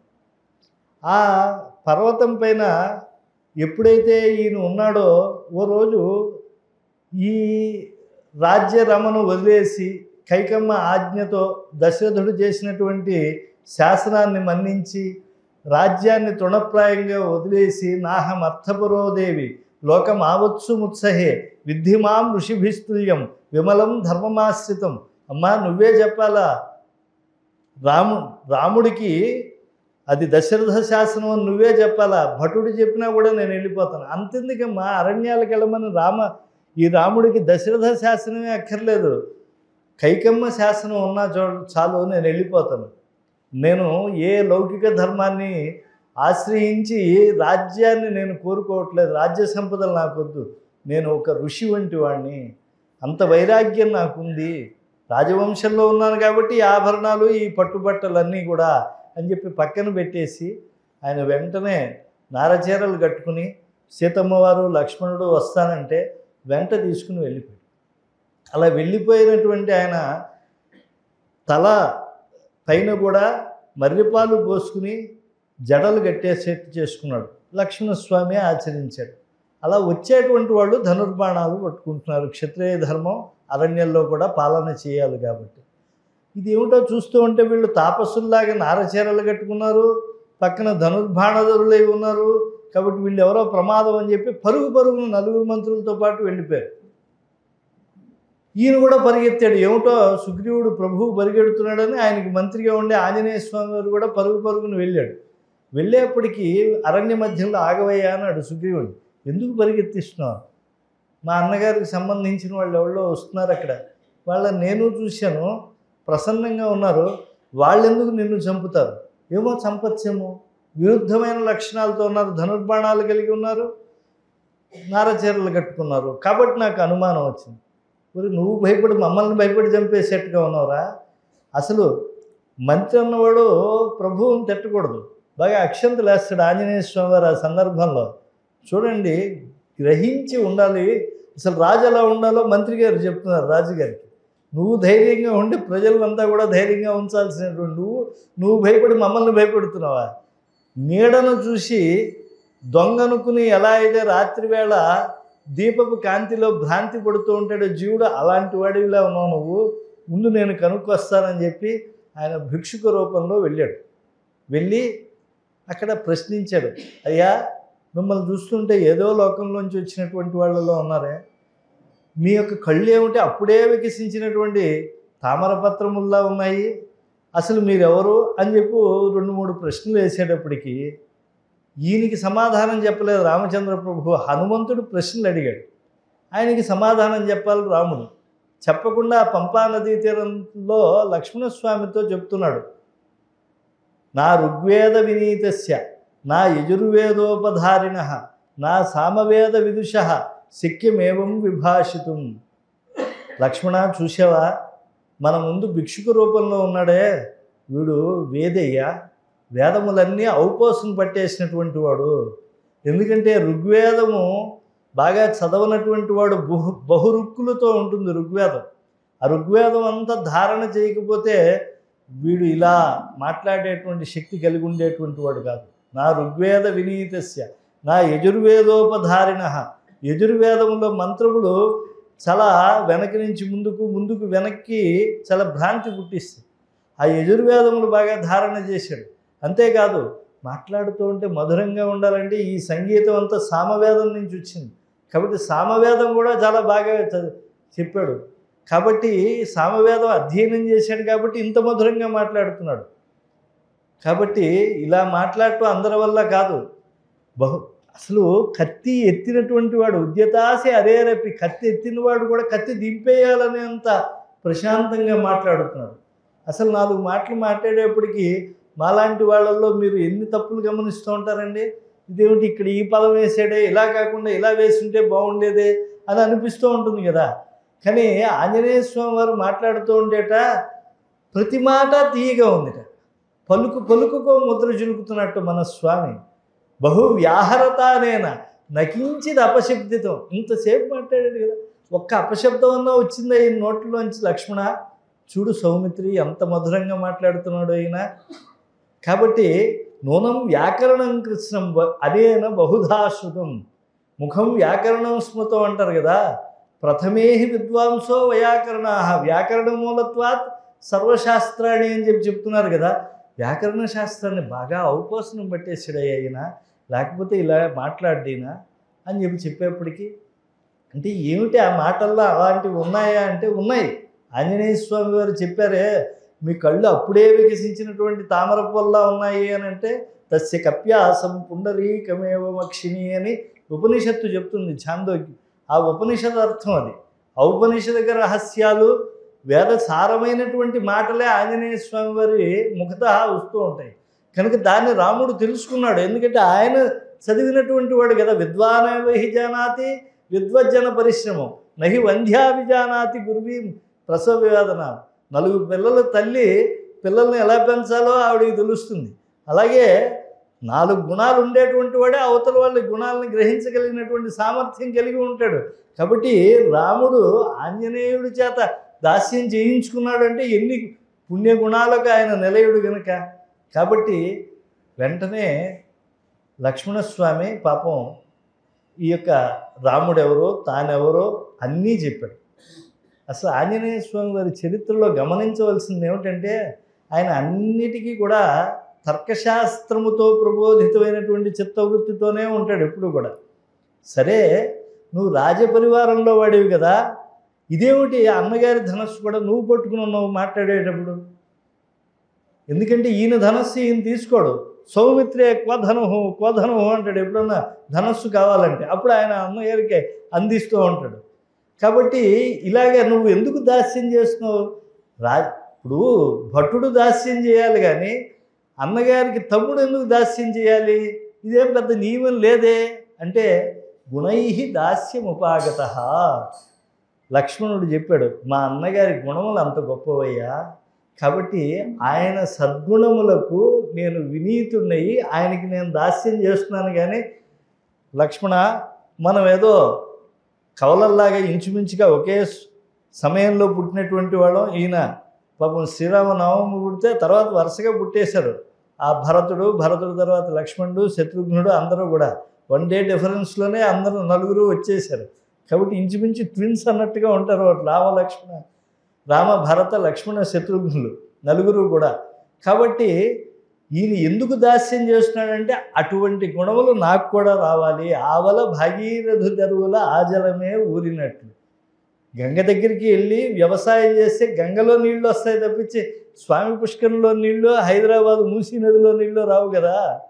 కాబట్టి ఆయన దగ్గరికి వెళ్ళి ఆయనకి శుశ్రూష చేస్తే ఆయనలో ఉండే గుణాలన్నీ నాకు వస్తాయి. అప్పుడు నిర్ణయం చేసుకున్నాడు. కాబట్టి లక్ష్మణస్వామిని ఆయన గురువుగా తీసుకున్నాడు. జగద్గురువుగా మన్నించాడు రామచంద్రస్వామి వారిని. అప్పటి నుంచి ఈయన కూడా నిర్ణయించుకున్నాడు. వచ్చిన తర్వాత సుగ్రీవుడిని చూశాడు. సుగ్రీవుడు కొంచెం తేడా. కాబట్టి ఏం చేశాడంటే వీళ్ళిద్దరికీ కూడా కాస్త ఫ్రెండ్షిప్ కుదిరేట్టుగా చేసి ఈ ఫ్రెండ్షిప్కి అగ్నిసాక్షిగా మైత్రి చేసేసి. ఎందుకంటే ఈ సుగ్రీవుడు రేపు ఏదన్నా అపరాధం చేస్తే అంత బలపరాక్రమాలు కలిగినటువంటి రామచంద్రుల్లో అన్నా ఔదార్యం ఉండొచ్చు, కానీ రాముడికి కష్టం వస్తే భరించనటువంటి కోపం లక్ష్మణస్వామిలో ఉంది, ఆదిశేష స్వరూపుడు కనుక. కాబట్టి ఎప్పుడైనా ఏదైనా ఇబ్బంది కలగచ్చని ముందుగా వాళ్ళ మైత్రిని అగ్నిసాక్షిగా చేయించినటువంటి మహానుభావుడు, అగ్నిమంత్రములు చదివినటువంటి వాడు ఆంజనేయ స్వామి వారే. తర్వాత వాళ్ళ మైత్రి బాగా కుదురుతుంది. ఆ సమయంలో అండి, ఇప్పుడు మీరు ఎప్పుడన్నా తిరుమలకి వెళ్ళారనుకోండి, పునర్వసు నక్షత్రం వచ్చిందనుకోండి, సౌమిత్రి సమేతుడైనటువంటి సీతారామాంజనేయ స్వామి వారు పునర్వసు నక్షత్రం రోజున ఊరేగుతూ ఉంటాడు. ఆ రోజు ప్రాతకాలంలో ఆనంద నిలయంలో ప్రత్యేకంగా రాముల వారి పూజ, వడపప్పు పానకం నివేదన ఇవన్నీ జరుగుతూ ఉంటాయి. కానీ సాయంకాలం పూట చూస్తే ఎదురుకుండా రామచంద్ర ప్రభు ఊరేగింపులో ఊంజల సేవ అయిపోయిన తర్వాత ఆంజనేయ స్వామి వారి అభిముఖంగా ఇలా ఆశ్చర్య భంగిలో ఉంటారు. ఎందుకో తెలుసా అండి? ఈ రాముడికి తర్వాత సుగ్రీవుడికి మైత్రి నెరపినటువంటి సమయంలో ఈ తను వానరుల రాజకుటుంబానికి చెందినటువంటి వాడిని ఓ మంచి మధ్య వృక్షాన్ని పీకి అక్కడ వేసి రామా కూర్చో, టేక్ ఇట్ అని చెప్పి ఆ సీట్ ఇచ్చాడు. లక్ష్మణస్వామికి భాగవతోత్తముడు కదా, ఆయనకి ఆసనం ఇవ్వలేదు. మనలో కూడా అలాంటి దుర్లక్షణాలు ఉన్నాయేమో పరికించుకోవాలి ఒకసారి. వెంటనే ఆంజనేయ స్వామి వారి సన్నివేశాన్ని గ్రహించాడు. వెంటనే అయ్యో ఆరాధనానాం సర్వేషాం విష్ణోహ ఆరాధనం పరం, ఆరాధనలో శ్రీ మహావిష్ణువుని ఆరాధించడం పరమధర్మం అని వేదం కూడా చెప్తుంది. అగ్నిర్ దేవానాం అవమహ విష్ణు పరమహ అని చెప్పి, సర్వోత్కృష్ట దేవతం మహావిష్ణు, దేవతలందరిలోకి చిన్నవాడు అగ్ని. అయితే మరి అగ్నికి ఎందుకండి మనం అన్ని హవ్యములు కవ్యములు పితృదేవతలకు ఇవ్వాల్సినటువంటివి ఉత్తమ దేవతలకు ఇవ్వాల్సినవి ఇస్తున్నాం అంటే, ఈ అగ్నిదేవుడు బట్వాడా చేయడంలో అంత శక్తిమంతుడు, అంత స్వార్థరహితుడు. అందుకే అగ్నిముఖావై దేవాహ అంటారు. చిన్నవాడైనా కూడా లక్ష్మీ అమ్మవారిని తీసుకురావాలంటే జాత వేదామ ఆవహ అని చెప్పి, అలాగే దుర్గాదేవిని ప్రసన్నం చేసుకోవాలన్నా అగ్నిదేవుడు కావాలి. విష్ణు పరమహ, ఆయన సర్వోత్కృష్ట దైవతం. అక్కడ వరకు అటువంటి ఆరాధనానాం సర్వేషాం విష్ణోహ ఆరాధనం పరం, తస్మాత్ పరతరం ప్రోక్తం తదీయారాధనం పరం. అంటే ఓ పుణ్యక్షేత్రం నుంచి వచ్చాడు అనుకోండి, ఓ తిరుమల నుంచి వచ్చాడు, ఎందుకు గౌరవిస్తున్నారు? స్వామి ఆరాధనలో తరిస్తున్నాడు, ఈయనకి నమస్కరిస్తే స్వామి సంతోషిస్తాడు, నా క్షేత్రంలో ఉండేవాడిని గౌరవిస్తున్నాడు అని. ఎప్పుడు కూడా భగవంతునికి అప్లికేషన్, మనం ఎవరన్నా పెద్దవాళ్ళ దగ్గరికి వెళ్ళినప్పుడు ఏం చెప్తూ ఉంటామండి, ఫలానా మీ మేనల్లుడి గారికి ఇంకో అల్లుడు ఉన్నాడు చూసారా, వాడికి నాకు ఫ్రెండ్షిప్ ఉందండి అని ఏదో రకంగా మైత్రి సమకూర్చుకుంటూ ఉంటాం. అలాగా మన స్తోత్రాలు కూడా అలాగే ఉంటాయండి. నాథమునులు అనేవాళ్ళు ఏమంటారంటే, పితామహం నాథమునిం విలోక్య ప్రసీద మద్వృత్తం అచింతయిత్వ, నా గురించి నువ్వు ఎప్పుడూ కూడా పట్టించుకోవద్దయ్యా, నేను దుర్వృత్తున్నే, భగవాన్ శ్రీ మహావిష్ణువు. కానీ మా తాతగారు గొప్పగా ఆయన గొప్ప ప్రార్థనలు చేస్తూ ఉంటే నువ్వు ఆనందం పొందేవాడుట, నీ వేయి వజ్ర కవచాలు కూడా పటపట పగిలిపోయేవిట. అలాంటి మహానుభావుడు అయ్యా నువ్వు. కాబట్టి పితామహం నాథమునిం విలోక్య ప్రసీద మద్వృత్తం అచింతయిత్వా.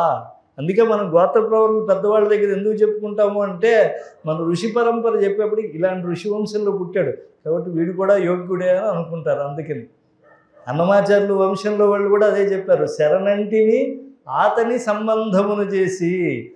మా అన్నమాచార్యులు వారు చక్కగా కీర్తనలు పాడుతూ ఉంటే వెంకటేశ్వర స్వామి వారు శివతాండవం మనందరికీ తెలుసు, వెంకటేశ్వర స్వామి వారు నృత్యం చేసేవారట.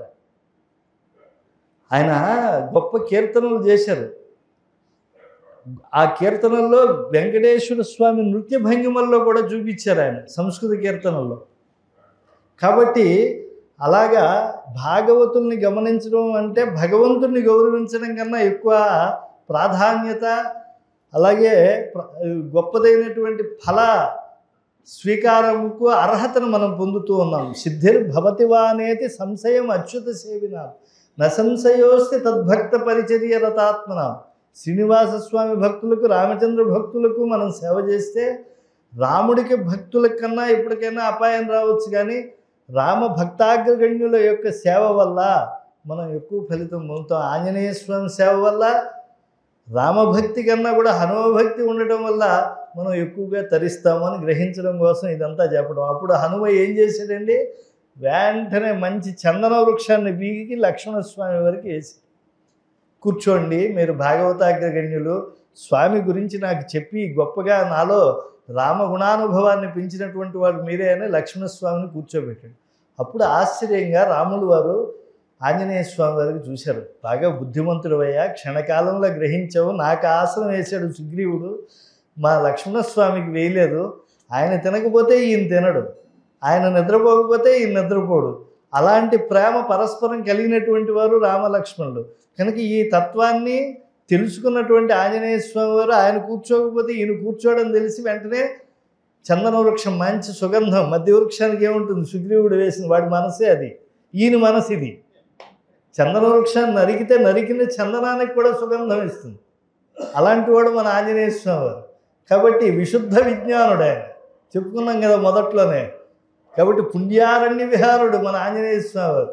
వృక్షం వేస్తే అప్పుడు ఆయన రాముడు ఆనందంగా ఆశ్చర్యంగా చూశాడు. ఆశ్చర్యం ఎందుకంటే ఇంత క్షణకాలంలో ఎంత మంచి పని చేసావయ్యా అని, ఎలా గ్రహించావయ్యా, బుద్ధిమతాం వరిష్ఠువయ్యా స్వామి అని చెప్పి చూశాడు.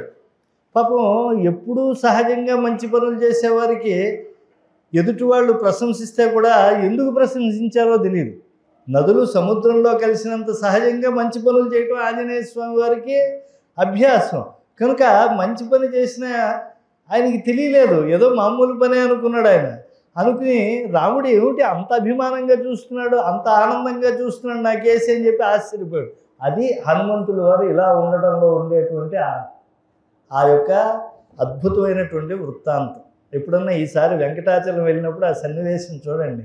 అలాంటి ఆంజనేయ స్వామి వారిని ఆ ముందుగా ఉండే రామచంద్రుడిని చూసి కాస్త దర్శనం అయ్యాక కొంచెం వెనక్కి వచ్చి ఇలా ఆశ్చర్యంగా రాముడి కేసు చూసేటువంటి ఆంజనేయ స్వామిని చూస్తేట అకళంకమైనటువంటి రామభక్తి తరంగితమై మనలోకి ప్రవేశించేస్తుందిట. ఒక మహానది సరస్వతి నది ఎలా లోపల ప్రవహిస్తూ ఉంటుందో అలా మనలో శుద్ధ మందాకిని అంటే గంగ త్రిపథగండి. భూమిలో ఉంటే భోగవతి, పైనుంటే భాగీరథి, ఆకాశంలో ఉంటే మందాకిని. ఉన్నతంగా ఉండేటువంటి మందాకిని ఈ రెండు గంగల కన్నా అది గొప్పదే అని అనుకుంటే ఆ గంగ ఎంత పవిత్రమైందో హృదయం అంత గొప్పదైపోతుంది ఆంజనేయ స్వామి వారి యొక్క సందర్శన మాత్ర ఫలం చేత.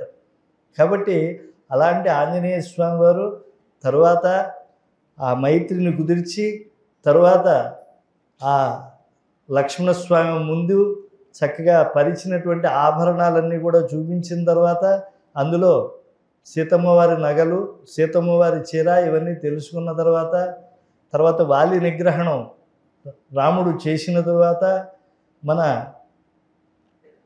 దివ్యమైనటువంటి ఆంజనేయ స్వామి వారు నలుగురు దిక్కులకి కపిజాతులు పంపిస్తూ ఉంటే అదృష్టవశాత్తు ఈయన దక్షిణ దిక్కులో గొప్ప భల్లూక యోధుడైనటువంటి నాయకత్వం వహించినటువంటి జాంబవంతుడు వెనకాల వెళ్ళాడు, అంగదుడు వెనకాల వెళ్ళాడు.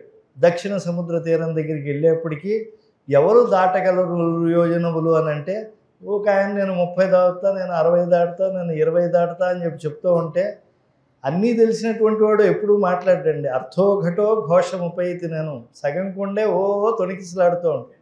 బాగా చదువుకున్నవాడు ఎప్పుడు సభల్లోకి రాడు, వాడికి సన్మానాలు అవసరం లేదు. కాబట్టి రమణ మహర్షి గోచిపెట్టి కూర్చున్నట్టు ఉంటాడు వాడు. కాబట్టి ఏమీ మాట్లాడకుండా తొనకుండా ఎటువంటి కార్యమైనా కూడా సునాయాసంగా చేయగలిగిన ఆంజనేయ స్వామి అక్కడ ఉంటే చిన్నప్పుడు బాగా అల్లరి చేస్తూ ఉంటే వరగర్వితుడైనటువంటి ఆంజనేయుడిని కాస్త శాంతింపజేస్తూ ఋషులంతా కూడా ఒక విచిత్రమైన దీవెన లాంటి శాపం ఇచ్చారు. మా గోచిపాతలన్నీ పాడి చేసేస్తున్నావు, భగవత్ పూజకు మేము పెట్టుకున్నటువంటి పవిత్ర పరిమళాలన్నీ కూడా నువ్వు నిర్మాల్యంలాగా చేసేస్తున్నావు. కాబట్టి ఎవరో మహాకార్యము చేసేటువంటి సమయంలో మహాపురుషుడు నీ యందు మళ్ళా నీ యొక్క శక్తి అంతా తెలిసేట్టు బోధ చేస్తాడు, అప్పుడు నీకు మళ్ళా వస్తుంది అని చెప్పి 4 శ్లోకాలు ఉంటాయండి. సమయం అయిపోతుంది కాబట్టి చెప్పట్లేదు. ఈ యొక్క సుందరకాండకు ముందు వచ్చేటువంటి కాండలో చివరిలో జాంబవంతుడు వారు 4 శ్లోకాలు చెప్తారు. ఆ 4 శ్లోకాలు ఎవరు పారాయణం చేస్తారో వారు హనుమంతుడు అంతటి శక్తిని పొందుతారు. వైనతేయ శక్తి అంతా కూడా 4 శ్లోకాల్లో నింపేశాడు వాల్మీకి మహర్షి. కాబట్టి ఆ వైనతేయ శక్తి అంతా వచ్చేసింది. వచ్చిన తరువాత అప్పుడు ఆ మహేంద్రగిరి పర్వతంపైకి వెళ్ళాడు. తతో రావణ నీతాయా సీతాయా శత్రుఘర్షణ ఏష అన్వేష్టం చారణాచరితే పథి. చారణులు వెళ్ళేటువంటి మార్గంలో వెళ్ళాలి అని చెప్పి నిర్ణయించుకున్నాడు. తతహ అన్నాడు. తరువాత దేని తరువాత అంటే ఈ యొక్క కథంతా రామకథంతా అయిన తర్వాత ఈయన 100 యోజనముల సముద్రాన్ని దాటడానికి మహేంద్రగిరి పర్వతంపైకి వెళ్ళాడు.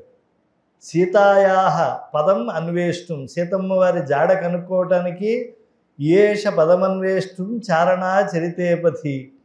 ఆయన శత్రుకర్షణ అన్నారు.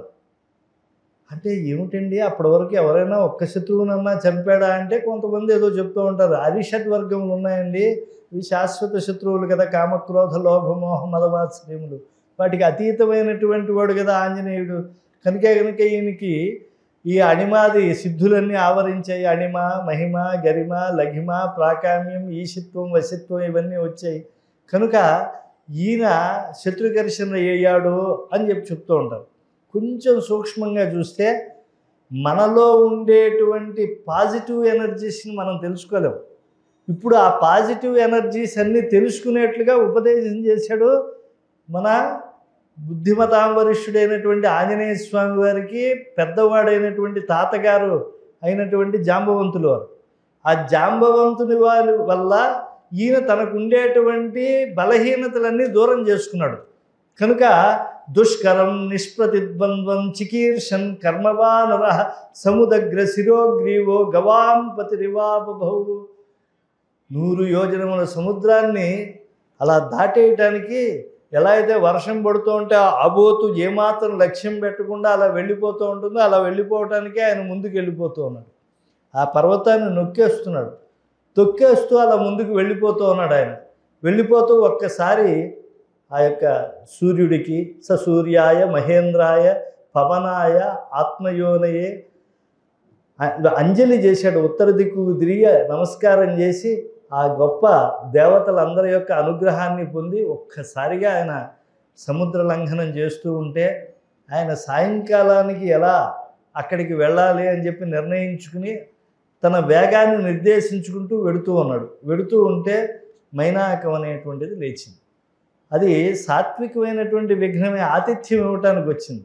కబుక్కుని విఘ్నం అనుకుని ఈయన కొట్టేటప్పటికి, అయ్యా నేను ఆతిథ్యం అతిథికల పూజార్హ, సముద్రుడు వచ్చి నేనేమో సగరపుత్రుల వల్ల సాగరుణ్ణైనటువంటి వాడిని కనుక రామకార్యార్థం వెళ్తున్నావు కనుక నీకు ఆశ్రయం ఇవ్వాలనుకున్నాను. ఈ మైనాకుడు అనేటువంటి వాడికి ఈ బంగారు పర్వతుడు హిమవంతుడి కొడుకు, పార్వతీదేవికి తమ్ముడు కనుక ఈయన మీ నాన్నగారు ఎప్పుడో ఒకప్పుడు దేవేంద్రుల వారు వజ్రాయుధంతో రెక్కలు నరికేస్తూ ఉంటే వచ్చి ఇక్కడ దాక్కోవడానికి సహాయం చేశాడు కనుక కృతేచ ప్రతికర్తవ్యం ఏషధర్మ సనాతన అని చెప్పారు కనుక కృతజ్ఞతారూపంగా నీకు ఆతిథ్యం ఇవ్వాలనుకున్నారు. ఈ తేనెపట్లు తిను, కోతులకు ఇష్టమైనటువంటి ఫలాదులు నారికేళాదులన్నీ భుజించు అని అంటే, అయ్యో ఒక్కసారి అలా స్పృశించి మన్యురేషోపనీయతాం, నాకు ప్రీతి కలిగేసిందయ్యా, ప్రీతోస్మి కృతమాతిథ్యం. ఆంజనేయ స్వామి వారు అలతి మాటలతో ధర్మాన్ని అంతా కూడా సంగ్రహంగా చెప్పేస్తారండి. అక్కడ అథ ద్వితీయోధ్యాయ తృతీయోధ్యాయ అని చెప్తే కుదరదు. ఆయన సముద్ర లంఘనం చేస్తూ ఉన్నాడు. ఈయన కోపము రాకూడదు. మన్యురేషోపనీయత, కోప్పడకయ్యా, కార్యస్య మహతీత్వర, కాబట్టి కార్యము చాలా తొందర పెడుతోంది కనుక నువ్వు ఆతిథ్యం ఇచ్చినట్లే అని స్పృశించేసి అక్కడి నుంచి బయలుదేరేసి తర్వాత దేవమాత దాక్షాయణికి దేవతలంతా ప్రచోదితం చేసి ఓసారి కాస్త విఘ్నం కలిగించు అని అన్నారు. అనేప్పటికీ వెంటనే ఓ వానరేంద్ర అంటే ఈయన వెడుతూ ఉంటే ఆగిపోతున్నాడు. ఈయన్ని కిందకి లాగేస్తోంది ఆ దేవమాత సురస. లాగేస్తూ ఉంటే ఆయన గ్రహించాడు, అమ్మా రామకార్యార్థం వెళ్తున్నాను, నన్ను విడిచిపెట్టేసేయి, నేను వచ్చి కావాలంటే నీకు ఆహారం అవుతాను అని అంటే నా నోట్లోకి ప్రవేశించకుండా ఎవరూ బయటికి వెళ్ళటానికి లేదు అని చెప్పి ఇది దేవతలు నాకు ఇచ్చినటువంటి వరము అని చెప్తే వెంటనే ఈయన అణిమాది శక్తులు ఉన్నాయి కదా, ఆయన ఒక్కసారి శరీరాన్ని పెంచడం మొదలుపెట్టి అది కూడా శరీరాన్ని పెంచడం మొదలుపెట్టింది. వెంటనే ఆ నాగమాత పెంచుతూ ఉంటే ఈయన ఇంకా పెంచుతున్నాడు, రెట్టింపు చేస్తున్నాడు. అలా పెద్ద రూపంలో ఆవిడ అయ్యేటప్పటికి ఈయన లఘు రూపంలోకి వెళ్ళేసి బయటకు వచ్చేసాడు. అమ్మ నువ్వు చెప్పిన పని చేసేసాను కదా అని దేవతలు పుష్పవర్షం కురిపించారు. ఓ కార్యం చెయ్యాలి అని అంటే బండగా ఏదో గుడ్డెద్దు చేలో పడ్డట్టుగా వెళ్ళకూడదు, చక్కగా వెళ్ళాలి. అందుకే ఆయన ప్రశంసిస్తూ దేవతలు అన్నారు, యస్యత్వేతాని చత్వారి వానరేంద్ర యథాతవ ధృతి దృష్టి మతి దాక్ష్యం సకర్మసు నసీదతి. ఎవరైతే మంచి ధైర్యం ఉంటుందో ఓ కార్యం చేసేటువంటి వాడికి, మంచి దృష్టి ఉంటుందో, కార్యమును ఎలా మనం పరిపూర్ణం చేయగలము ఎక్కువ శ్రమ లేకుండా అని చెప్పి ఆలోచన చేస్తాడో, మతిహి అంటే ఈ పనిని ఇలా చేస్తే వచ్చేటువంటి ప్రతిస్పందన ఏంటి అని ముందుగా ఊహించాలి. మతిది ఆగామ గోచర, బుద్ధి తాత్కాలికే జ్ఞేయ. కాబట్టి ఆ యొక్క దివ్య కార్యంలో మతి ఉన్నది. ధృతి దృష్టి మతి దాక్ష్యం, దక్షత ఉండాలి, సమర్థత ఉండాలి. కాబట్టి నీలో ఉన్నాయి ఈ 4 గుణాలు. ఎవరిలో ఉంటే వాడు ఏ పని చేసినా కూడా వాడు విజయాన్నే సొంతం చేసుకుంటాడు. ధృతి దృష్టి మతి దాక్ష్యం. విజయానికి 11 మెట్లు, 16 మెట్లు, 150 మెట్లు, ఏదన్నా అయ్యప్ప మెట్లు ఎక్కితే ప్రయోజనం, కానీ 18 మెట్లు, ఇన్ని మెట్లు ఎక్కడం అనవసరం అండి. తిరుపతి కొండ మెట్లు ఎక్కితే పుణ్యం వస్తుంది. కాబట్టి ఈ పుస్తకాలు చదివే మెట్లు ఎక్కర్లే, మనకి 4 చాలు ఉన్నారు. ధృతి దృష్టి మతి దాక్ష్యం సకర్మసు నసీదతి. వాడు ఆ కర్మ చేయడంలో పరిపూర్ణత పొందుతాడు తప్పించి ఎప్పుడు కూడా నశించడు. ఇవి నీ ఎందున్నాయి వానరేంద్ర, నువ్వు కార్యసిద్ధిని పొందుతావు అని చెప్పి వాళ్ళు ఆశీ పుష్పాలు ఇచ్చిన తర్వాత మళ్ళా ఇంకో ఛాయామృగం లాగుతుంది నీడను బట్టి. అది సింహిక, హింసించేటువంటిది సింహిక. ఈ సింహిక తనయుడు ఒకప్పుడు చూడండి ఎలా ఉంటుందో ప్రకృతిలో. ఆంజనేయ స్వామి వారి గురించి ఒక విషయం తెలుసుకోవాలండి. ఏదన్నా ఒక కార్యము ఆయన మొదలుపెట్టాడంటే దాన్ని పూర్తి చేస్తాడు. ఆఫలోదయ కర్మణం అని చెప్పి రాముడికి చెప్పడం కాదు, ఆంజనేయ స్వామికి బాగా చెప్పాలి. ఎందుకంటే ఆయన కర్మల్లో కన్నా ఈయన కర్మల్లో ఎక్కువగా ప్రకాశిస్తూ ఉంటుంది.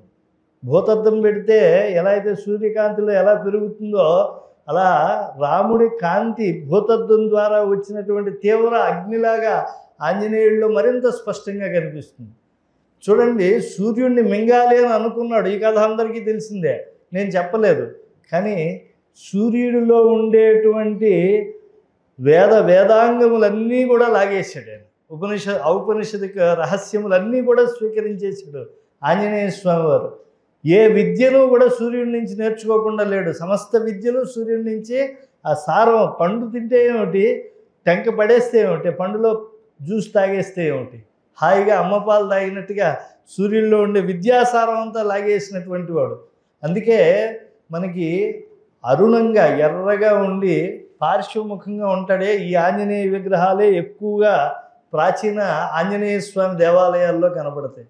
అంటే అలాంటి ఆంజనేయ స్వామిని చూస్తే మనకి జ్ఞానం అంటే భౌతికమైనటువంటిది, విజ్ఞానం భౌతికంగా ఉండేటువంటిది, జ్ఞానం సా శిక్ష యా విముక్తి, ముక్తినిచ్చేటువంటి విద్య, ఈ రెండూ కూడా లభిస్తాయి. పార్శ్వముఖంగా ఉండేటువంటి సూర్యుడి దగ్గర ఉన్నాడు కాబట్టి ఆయన అరుణంగా ఉంటాడు. కాబట్టి ఆయనకి పూసినటువంటి సింధూర వర్ణం త్యాగం. ఆ విద్య ద్వారా ఆయనకి ఏమొచ్చింది, వైరాగ్యం వచ్చింది. తన సమస్తమైనటువంటి యుద్ధ కళలు కానీ అన్నీ ఎవరికి వినియోగించాడంటే ఆంజనేయ స్వామి వారు ప్రభువుకే అర్పించాడు. సముద్రంలో జలాలు భగవంతుడివి కదా, ఆ భగవంతుడికే ఆయన జలాలను మనం ఎలా సమర్పిస్తామో, అర్ఘ్యప్రదానం చేస్తామో సూర్యుడి ద్వారా వచ్చిన జలాలని, అలాగే ఆయనకే అర్పణం చేశాడు. అది ఆంజనేయ స్వామి వారు అంటే. కాబట్టి అంతేకాదండి, ఒకప్పుడు ఆ సూర్యోపరాగం కోసం మృత్యువు లేనటువంటి ఈ సింహిక తనయుడు రాహు అనేటువంటి వాడు అడ్డుపడ్డాడు కదా, వాడిని చంపలేరు కదా, వాడికి చిరజీవిత్వం ఉంది కాబట్టి వాళ్ళ అమ్మని చంపేస్తున్నాడు. ఇప్పుడు అది వచ్చింది తినటానికి ఛాయాగ్రహణం అంటే నీడను బట్టి లాగేస్తుంది. వెంటనే అక్కడ కూడా ముందు ట్రైనింగ్ ఇచ్చేసింది కదా దేవమాత, అలాగే శరీరాన్ని పెంచాడు. మళ్ళీ హఠాత్తుగా శరీరం తగ్గించాడు, లోపలికి వెళ్ళాడు. ఆమె ప్రాణము ఎక్కడ ఉందో దాన్ని తీసేసి బయటికి పెకలించి అవతల పారేశాడు. క్షణకాలంలో చేసేసాడు. అది రామబాణం అనుకుండేటువంటి శక్తి. ఎలా పెడతాన్నాడు ఆయన, ప్రతిజ్ఞ చేసి ఆయన బయలుదేరాడు. సముద్ర లంఘనం దాటుతూ ఆయన గచ్చామి, నేను వెడతాను. ఎలాగా, యథా రాఘవ నిర్ముక్త శరః శ్వశన విక్రమ. రాముడికి ఎంత తెలివి ఉంటుందో రామబాణానికి అంత తెలివి ఉంటుందండి. మన అందరికీ రాముడు 7 తాడి చెట్లు కొట్టారు అని చెప్పి చెప్పుకుంటూ ఉంటాం. తాళవృక్షాలు అంటే సంస్కృతంలో మద్ది చెట్లని, తాడి చెట్లని కాదు. తాళవృక్షాలంటే విషమముగా ఉన్నాయి, అవన్నీ వరుసగా కూడా లేవు. ఇలా వంకర టెంకరగా ఉండేటువంటి 7 తాడి చెట్లను రామబాణం కూల్చేసి వెళ్ళి ఇసుకలో కూర్చుకుని మళ్ళీ వచ్చేసి అమ్ముల పొదిలో అది చేరిపోయింది. దాన్ని చూశాడు మన ఆంజనేయ స్వామి వారు. కాబట్టి నేను ఎలా పెడతానో, అయ్యా కప్పులంతా మీరు బెంగ పెట్టుకోవద్దు, సుగ్రీవాజీకి భయపడద్దు, యథా రాఘవ నిర్ముక్త శరస్వశన విక్రమ, రాముడి చేత విలువబడినటువంటి బాణంలా పెడతాను అన్నాడు. అంటే వెళ్ళిపోయి అక్కడ ఉంటాడని కాదు, మళ్ళీ అలాగే వచ్చేస్తాడు కార్యానంతం. కార్యసిద్ధి పొంది రామబాణానికి ఎలా తిరుగులేదో నాకు కూడా అలా తిరుగులేదు అని అక్కడికి దూకాడు. దూకిన తర్వాత పృషదంశక మాత్రసన్ పిల్లి పిల్లంత అయిపోయాడు. ఎందుకంటే వానర రూపంలో ఉంటే కళ్ళు కనిపించు, రాత్రిపూటే వెతకాలి సీతమ్మ జాడ. అలా వెడుతూ ఉంటే లంకిని ఎదురుపడింది. వచ్చి ఎవర్రా వానరా ఇలా వచ్చావు? పైగా ఆయన అడుగు పెట్టేటప్పుడు కూడా గోడ దూకేప్పుడు నేను పుణ్యకార్యానికి వెళ్తున్నాను కుడికాలు పెట్టడానికని ఎడంకాలు పెట్టాడు. శత్రువుని ఎత్తిన తల పెట్టినట్టుగా ఆయన ఎడంకాలు పెట్టి లెఫ్ట్ లెగ్తో లోపలికి వచ్చాడు. ఆయన వచ్చి ఇది ఎదురుపడింది. ఎవర్రా నువ్వు అని చెప్పి ఆవిడ అడుగుతూ ఉంటే కాత్వం విరూపనైనా మనవాడు ఇంతున్నాడు ఆంజనేయ స్వామి. అది అంతుంది. అది అంత రాక్షసిని ఏమాత్రం భయపడకుండా ఎవరే నువ్వు అనేప్పటికీ అది ఒక్కసారి వనాలయా అంది. వనాల్లో తిరగాలి కదరా నువ్వు, ఇక్కడికి ఎందుకు వచ్చావు అని ఒక్క పిడిగుద్దు గుద్దాడు. కోపం వచ్చాయన. ఆ ఎడం చేతితో కొట్టినటువంటి ఏదో స్త్రీమూర్తి కదా అని కొట్టిన దానికి అది సావు వచ్చినంత పని అయింది. అంటే మొదట రామచంద్ర ప్రభువు కూడా సంహారం స్త్రీనే చేశాడు. స్వామి చేయలేదు చూడండి, ధర్మం చంపినంత పని చేశాడు. ఆ లంకిని దండం దశగుణం భవేత్ అంటారే, అప్పుడు అనింది. ఒకప్పుడు పూర్వం నాకు చతుర్ముఖ బ్రహ్మగారు చెప్పారు, ఓ లంకా నగరాధిదేవత వానరముఖంతో ఒకడు వచ్చి నిన్ను కొడతాడు, ఆ రోజు లంకకి చేటు వస్తుంది అని చెప్పి, అయ్యా నువ్వు విజయాన్ని సొంతం చేసుకుంటావని చెప్పి ఏ రాక్షసి అడ్డుపడిందో ఆ రాక్షసే మంగళాశాసనం చేసింది. మన ఆంజనేయ స్వామి వారు భగవత్ కార్యానికి వెళ్తే ఉంటే అక్కడ శత్రువు కూడా మిత్రత్వాన్ని పొంది ఆశీర్వచనం చేస్తారు. లోపలికి వెళ్ళాడు, పుష్పక విమానాదులన్నీ తిరిగాడు, ఎక్కడ ఏమీ కనపడలే. సీతమ్మ వారు బెంగ పెట్టేసుకున్నాడు. లోపల తానే దుఃఖపడ్డాడు. ఓదార్చడానికి వాళ్ళు వీళ్ళు కావాలండి దుఃఖం వస్తే. పాపం ఆయనే అనిర్వేద శ్రేయోమూలం అనిర్వేద, ఎప్పుడు కూడా అసలు అన్నింటికీ కూడా కారణమైనటువంటిది ఈ యొక్క అనిర్వేదమే. ఎప్పుడు కూడా మనం నైరాస్యాన్ని పొందనేటువంటి స్థితినే కలిగి ఉండాలి అని చెప్పి ఆంజనేయ స్వామి వారు ఆయనకి ఆయన చెప్పుకున్నాడు, మనకు ఆచార్యుడే ఉపదేశించాడు మహానుభావుడు. ఎప్పుడూ కూడా అలాంటిది పొందకూడదు అని చెప్పి అప్పుడు నమస్కారం చేశాడు. గొప్పదైనటువంటి నమోస్తు రామాయ సలక్ష్మణాయ దేవ్యై చ తస్యై జనకాత్మజాయై నమోస్తు రుద్ర ఇంద్ర యమ అనిలేభ్య నమోస్తు చంద్ర అర్క మరుద్గణేభ్య. మొత్తం సమస్త దేవతలకి మనం ఎలా నమస్కారం పెట్టుకోవాలో నేర్పించేశాడు మన స్వామి ఆచార్యుడే. నమోస్తు రామాయ బాగానే ఉంది, సలక్ష్మణాయ దేవ్యై చ తస్యై జనకాత్మజాయ ఏమిటండి? దేవి అని ఎవరినంటారు? పట్టమహిషిని అంటారు. సీతమ్మ వారు పట్టమహిషి అవుతుంది అని చెప్పి ఆయన వాక్కులోంచి వచ్చింది కనుక, వేదవేది అయినటువంటి ఆయన వాక్కులోంచి వచ్చింది కనుక అమ్మవారు పట్టపురాణి అయిపోతుంది అంతే. కాబట్టి అలాంటి గొప్ప మంగళాశాసనం ఇప్పుడు కూడా భగవంతుడికి భగవత్ శక్తులకి మనం మంగళాశాసనం చేయాలండి. అప్పుడే మన యజ్ఞములు, మన దానములు, మన తపస్సులు, మన హోమములు ఇవన్నీ కూడా పరిపూర్ణం అవుతాయి. వెంటనే అప్పటిదాకా ఎక్కడుందో సీతమ్మ కనిపించినటువంటి ఆ దివ్య మహాలక్ష్మి సంపన్నురాలు ఇదిగో ఇక్కడ గుంపులు గుంపులుగా ఉంది, ఇక్కడ ఏదో వనం, దీన్ని మనం విడిచిపెట్టేసామని అశోకవనాన్ని అప్పుడు ఆయన కంట్లో పడేట్టుగా ప్రకృతి చేసింది. నారాచబాణంలో దూసుకెళ్ళిపోయాడు. అక్కడ మొత్తం ఆకులన్నీ రాలిపోయాయి, పళ్ళన్నీ రాలిపోయాయి. ఇంక రావణాసుడు వచ్చి 20 చేతులతో ఊగితే పండు కావాలని కొమ్మలు ఇరిగి కింద పడిగాయి. ఆయన కాళ్ళు చేతులు ఎరగొట్టుకుంటాడు తప్పించి పళ్ళు ఏం లేవు, అక్కడ కాయలు ఏం లేవు. అలాగా ఒక మార్గాన్ని, వాయు మార్గాన్ని ఏర్పాటు చేసేసి లోపలికి వెళ్ళిపోయాడు. ఆయన వెళ్ళిపోయి మధ్యలో ఉండేటువంటి సింసుపా వృక్షం మీద కూర్చున్నాడు. కూర్చునేప్పుడు కింద పాపం దుఃఖిస్తూ ఉండేటువంటి ఒక స్త్రీమూర్తి చూసింది. ఎలా అయితే జీర్ణమైనటువంటి నౌక సముద్రంలో మునిగిపోయేట్టుందో అలా ప్రాణములు వదిలేసేటువంటి శక్తిలో ఉంది. ఈమె సీతమ్మ అని గ్రహించేశాడు. చూడండి, ఆంజనేయ స్వామి వారిని బుద్ధిమతాం వరిష్ట అంటారే, ఈ ఆంజనేయ స్వామి వారికి సెల్ఫ్ చెకింగ్ అనేటువంటిది ఒకటి ఉందండి. మనం ఇప్పుడు గూగుల్లోకి వెళ్ళి, జెమినీ యాప్ల్లోకి వెళ్ళి గ్రామర్ చెక్కర్, ఫ్రీ గ్రామర్ చెక్కర్ డౌన్లోడ్ చేసుకుని చూస్తూ ఉంటాం చూసారా. ఇలాంటిది అవసరం లేదు. ఆయనే రెఫ్రెషర్ చేసుకుంటూ ఉంటాడు. రేపు రిటైర్ అయ్యే ముసలాడికి కూడా, ప్రొఫెసర్కి కూడా ఈరోజు రెఫ్రెషర్ కోర్స్ కావాలి యూనివర్సిటీలో. ఆయనకి అవసరం లేదండి. ఒకప్పుడు సతాం పుష్కరిణీం గత్వా పద్మోత్పల శశాకులాం రామ సౌమిత్రి సహిత విలలాపాకులేంద్రియ. ఒక్కసారి పూర్వం రామచంద్రుడు సీతా విరహంతో నీళ్లు తాగుతూ ఉంటే పద్మములు కనిపించాయట, కలువులు కనిపించాయట, తుల్లి పడుతూ ఉండేటువంటి చేపలు ఎగిరి పడుతూ ఉంటే చూసేట. చెట్టుపై నుంచి చూసి, ఏమిటి రాముడి గురించి ఎన్నో గొప్ప లక్షణాలు చెప్పాడు మన లక్ష్మణస్వామి వారు, ఈ రాముడు ఏమిటి ఆడదాని కోసం ఇలా ఏడుస్తున్నాడు, ఈయన 7 తాడి చెట్లను కూర్చాడు, ఎంతోమంది చేత ప్రశంసితుడయ్యాడు, విశ్వామిత్ర యాగ సంరక్షణం చేశాడు, 7 అహోరాత్రాలు ఆయన రాక్షసుల బారి నుంచి అంత గొప్ప యజ్ఞాన్ని కాపాడినటువంటి వాడు ఏమిటి ఇలా ఏడవడం. ఆ పద్మాన్ని చూసినప్పుడు సీతమ్మ ముఖపద్మం గుర్తొచ్చిందా? ఆ కాటుక కళ్ళు ఆ నల్ల కలువలను చూసినప్పుడు గుర్తొచ్చాయా? ఆ చేపల తుల్యంతను చూసేప్పటికీ అమ్మవారి నేత్ర చాంచల్యం గుర్తొచ్చిందా? దీనికి ఇలా ఏడుస్తాడా? మన సుగ్రీవుడు తన భార్య లేకపోతే చూడు, హాయిగా చెట్టెక్కి 4 పళ్ళు తిని కిచకిచా అని చెప్పి ఎంత ఎంజాయ్ చేస్తున్నాడో. ధైర్యం, రాముడు వచ్చాడులే ఇంకా వాలి సంహరణం చేస్తాడని చెప్పి. ఈయనేమిటి ఇలా ఏడుస్తున్నాడు అంటాడు. మళ్ళీ అక్కడ సీతమ్మ వారి దుఃఖం చూసి, అక్కడ చెప్పుకోవటానికి రాముడి పక్కన ఒక సీతమ్మ ఉంది, ఒక లక్ష్మణస్వామి ఉన్నాడు రాముడి పక్కన.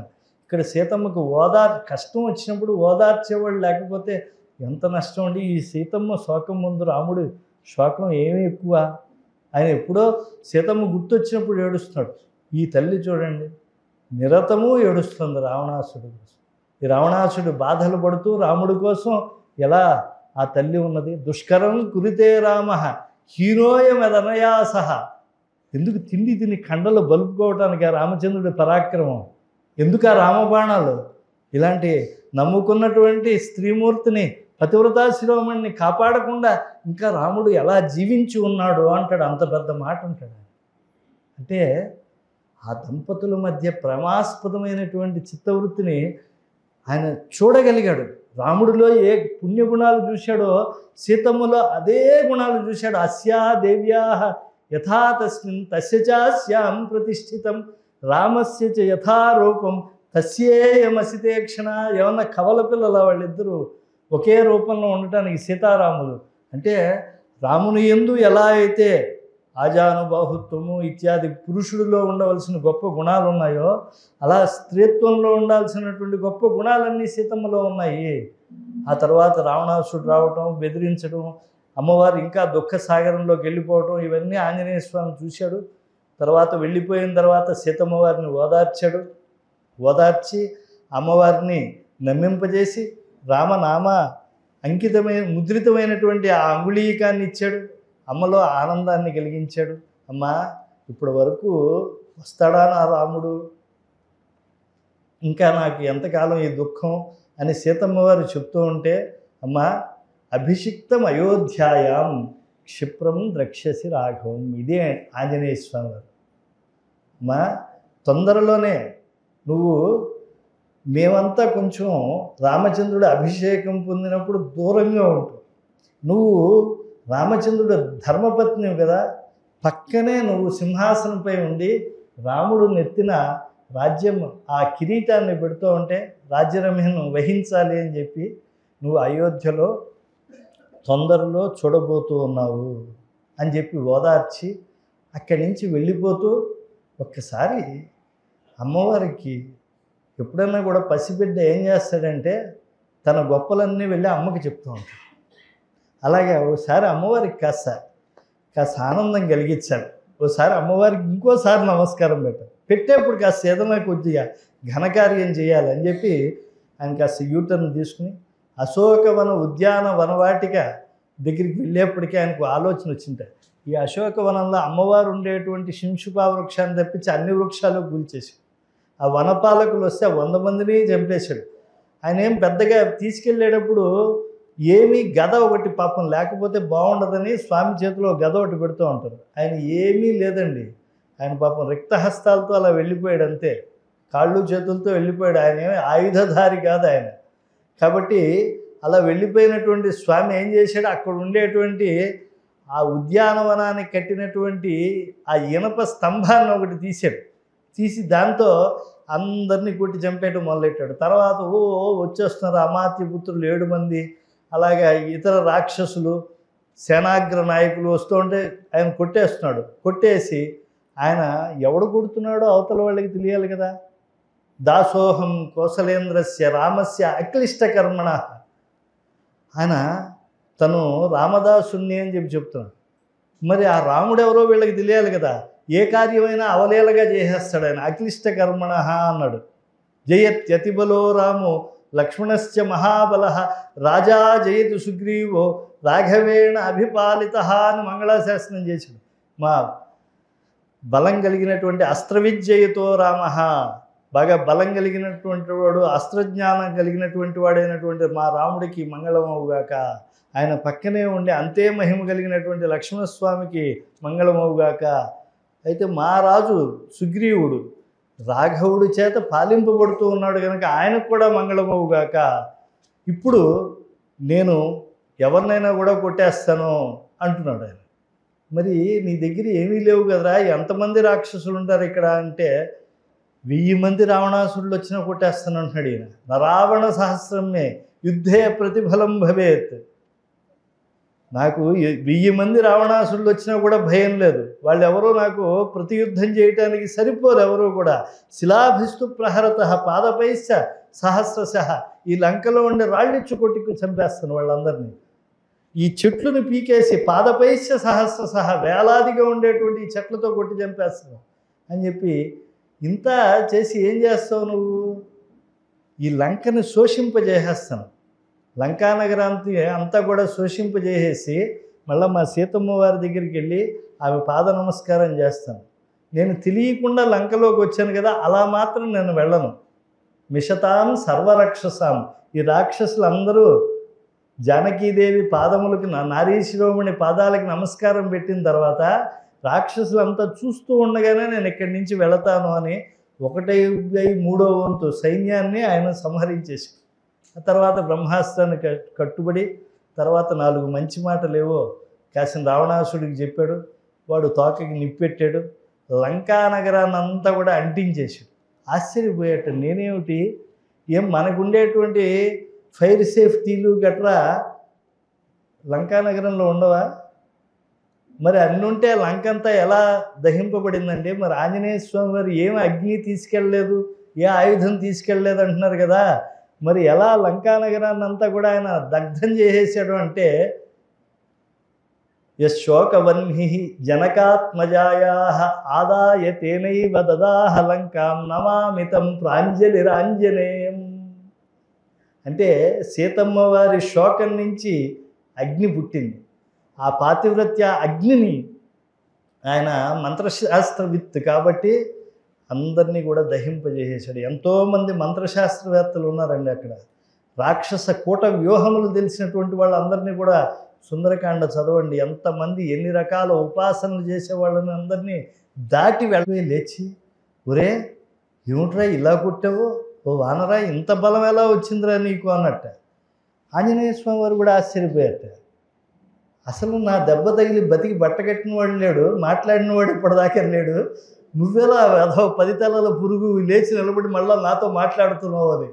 ఆయనేమో ఇలా ఎలా కొట్టాడని ఆయన ఆశ్చర్యపోతూ ఉంటే, ఓ పిడి గుద్దుకి ఎంత శక్తి ఉంటుందా, హనుమ గుద్దుకి ఎంత శక్తి ఉందా అని చెప్పి ఆయన ఆశ్చర్యపోతూ ఉంటే, నేను గుద్దితో కూడా బతికి బట్టలా కట్టేవరా నువ్వు అని చెప్పి ఈయన ఆశ్చర్యపోయాడు.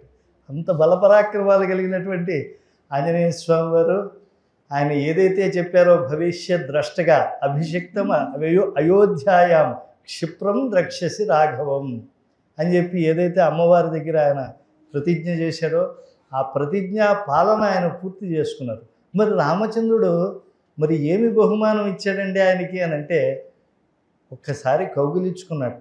సర్వభూత యోని సకల జగదంతర్యామి అయినటువంటి మానవుడు మాధవుడు ఒక్కసారి కౌగిలించుకుని మయ్యేవ జీర్ణతాం యాతు యత్వయోపకృతం గపే నరహ అసలు ఆశ్చర్యం చూడండి. అక్కడ రాముడు మాట్లాడినటువంటి మాట తీరు. ఎవరైనా కూడా ఉపకారం చేస్తే, అయ్యా నీకు ఏదైనా ఇబ్బంది వస్తే నాకు చెప్పవయ్యా, నా ఇదిగో బోళ్ళు అంతమంది తెలుసు, నేను పలానా బ్యాంకులో పనిచేశాను, మా శర్మ గారు చెప్తారు మీకు ఏం కావాలో చెప్పండి, నేను క్షణంలో మీకు చేసి పెడతాను, అది ఇది అని. అలాగా రాముడు అంటున్నాడు, నేను నీకు ప్రత్యుపకారం చేయాలని అనుకోవడం లేదే. ఎందుకు నేను అనుకోవడం లేదు ప్రత్యుపకారం? నీకు ఆపద వస్తే కదా నేను నీకు మళ్ళా ఉపకారం చేయాల్సి వస్తుంది. అసలు నా ఆంజనేయ స్వామి వారికి ఏ ఆపద రాకూడదు. నేను ఏ రోజు ఆయనకి ఆపద ముక్కులు వాడిని ఆదరించకూడదు. మయేవ జీర్ణతాం యాతు యత్వయోపకృతం గపే.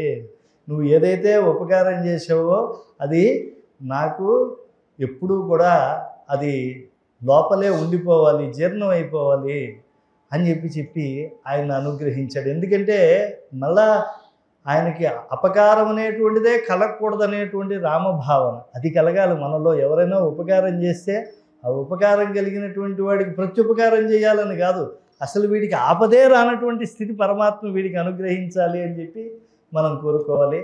అలాంటి గొప్పదైనటువంటి రామ హృదయాన్ని అర్థం చేసుకున్నటువంటి మహనీయుడైనటువంటి ఆంజనేయ స్వామి వారి యొక్క వృత్తాంతాన్ని ఏదో చెప్పుకున్నాం. ఏ వృత్తాంతాన్ని కూడా మనం చెప్పుకోలేమండి. భగవతత్వాన్ని చెప్దామని వాక్కులకు అధిపతి అయినటువంటి వాడు బృహస్పతి గారు చెప్తూ ఉంటేట ఇంద్రుడు వింటున్నట్ట. బృహస్పతిర్వక్త ఇంద్రస్య శ్రోత. ఇంద్రుడు వింటున్నట్ట. అలా ఎంతకాలం విన్నాడు, ఎంతకాలం ఏం చెప్పాడు అంటే దివ్యం వర్ష సహస్రం నాంతం జగామ. కొన్ని వేల సంవత్సరాలైనా కూడా అది పూర్తి కాలేదు. అలా ఆంజనేయ స్వామి వారు కూడా సుందరకాండలో ఆయన వచ్చినప్పటి నుంచి కూడా, అంటే సుందరకాండ ముందు ఆయన అయోధ్యాకాండలో వచ్చినప్పటి నుంచి కూడా యుద్ధకాండ చివరి వరకు కూడా పట్టాభిషేకం పరిపూర్ణం అయ్యే వరకు కూడా ఆయన తన యొక్క ఉపస్థితిని ఎంతో చాలా జాగ్రత్తగా నిర్వహించాడు. అటువంటి ఆంజనేయ స్వామి వారి మనం ఒక నది దగ్గరికి వెళ్ళామనుకోండి, మొత్తం నదిలో ఉండే జలాన్నంతా కూడా మన ఎత్తిన పోసేసుకోలేం కదా. మనం నదిలోంచి జలాన్ని తెచ్చుకోవాలన్నా మన దగ్గర ఉండే పాత్రతను బట్టి గ్రహిస్తాం, పాత్రను బట్టి పుణ్యజలాన్ని తెచ్చుకోగలుగుతాం. కనుక ఎంతో కొంత చెప్పుకోగలిగాం. మహాత్ములైతే ఇంకా బాగా చెప్పేవాళ్ళు. నాలాంటి తెలివి తక్కువ వాడు ఏం చెప్పగలుగుతాడు? కనుక మీకు అసలు రహస్యం చెప్పేస్తారు. నేను ఏదో పెద్ద పండితుని అనుకుని చాలామంది నమస్కారం పెడుతూ ఉంటారు. ఎవరు పెట్టకండి. ఎందుకంటే మా నాన్నగారు చెప్పాను కదా, ఆయన ఓ విషయం చెప్పాడు నాకు, పరమ రహస్యం, ఉపనిషత్తుల కన్నా రహస్యం నాకు చెప్పేశాడు. నాన్న నేను 9 పాస్ అయిపోయాను అన్న. ఆయన చదువు పాపం వాలి ఏదో చదువుకుంటున్నాడు, మంచం మీద కొంచెం వెనక్కి వాలి ఇలాగా. నేను వెనక్కి నుంచి చెప్పా, ముందుకు వస్తే ఎలా ఉంటుందో పరిస్థితి మనకు తెలియదు అని చెప్పి. నాన్న పాస్ అయిపోయింది 9వ క్లాస్. ఒరే ముందుకు రారా విభీషణ అన్నాడు. వచ్చాను. ఆయన పేరు పెట్టుకున్నాడు, వాళ్ళ నాన్న పేరు పెట్టుకున్నప్పుడు తిట్టడు, వెంకట సత్య సుబ్రహ్మణ్య అని. ఈ విభీషణ అనేది ఆయన పెట్టాడు కాబట్టి ఆ పేరుతో తిట్టచ్చు అనమాట. రే విభీషణ ముందుకు రావాడు. వచ్చాడు. ఏంటి నాన్న? రే నీ అంత వ్యధ ఇప్పటిదాకా పుట్టలేదు, ఇక పైన పుట్టడు, ఇప్పుడు కూడా ఇంకెవడల్లో ఉన్నాడు అనుకుంటావేమో, నువ్వు అక్కడే ఉన్నావురా, కాబట్టి ఇది ఒక్కడి గుర్తు పెట్టుకోరా, నువ్వు బాగుపడతావు అని చెప్పాడు. ఇదే మా నాన్న నాకు ఇచ్చిన ఉపదేశం. అంతకన్నా గాయత్రి ఇచ్చాడు, తర్వాత ఇదిగా ఈ విషయం చెప్పాడు. అది జ్ఞానము, ఇది విజ్ఞానం అన్నమాట. కాబట్టి మహాత్ములైనటువంటి వారు రామాయణం ఎవరు చెప్పాలండి? ఓ తులసీదాస్ చెప్పాలి, ఓ హనుమంతుడు చెప్పాలి, అలాగే మహాత్ములైనటువంటి త్యాగరాజస్వామి వారు, అలాంటి మహనీయులు చెప్పాలి, అన్నమాచార్యాది వాగ్గేయకారులు చెప్పాలి, 4,75,000 కీర్తనలు చేసిన పురంధరదాసులు, కనకదాసులు, విజయదాసులు, విఠలదాసులు, ఇలాంటి యోగులు చెప్పాలి, భగవత్ సాక్షాత్కారాన్ని పొందిన తరిగొండ వెంగమాంబ చెప్పాలి. అలాంటి వాళ్ళు చెప్పగలరు. కానీ ఆంజనేయ స్వామి గురించి, రాముడి గురించి అలాంటి వాడిని ఏం చెప్పగలుగుతానండి? ఏదో చెప్పమన్నారు, ఏదో చెప్పతాం. ఆజ్ఞా గురువునాం వ్యభిచారణీయ, పెద్దవాళ్ళు అడిగారు అనుకోండి, నేను ఆ పని చేయను అని చెప్పకూడదు మనం. అది విచారించకుండా నేను అర్హున్నా, అర్హత ఉందా లేదా అని పట్టించుకోకుండా చెప్పాలి అని ధర్మశాస్త్రాలు చెప్తున్నాయి కనుక, ఏదో కతిపయాక్షర జనిత సంజనితమైనటువంటి ఆ వాక్కుకు ఉండేటువంటి ఓ దురభ్యాసం చేత ఏదో 4 మాటలు చెప్పాను. మీలాంటి భాగవతోత్తములు అసంఖ్యాకంగా విచ్చేస్తున్నారు. అందరూ కూడా నన్ను మన్నించాలని కోరుకుంటూ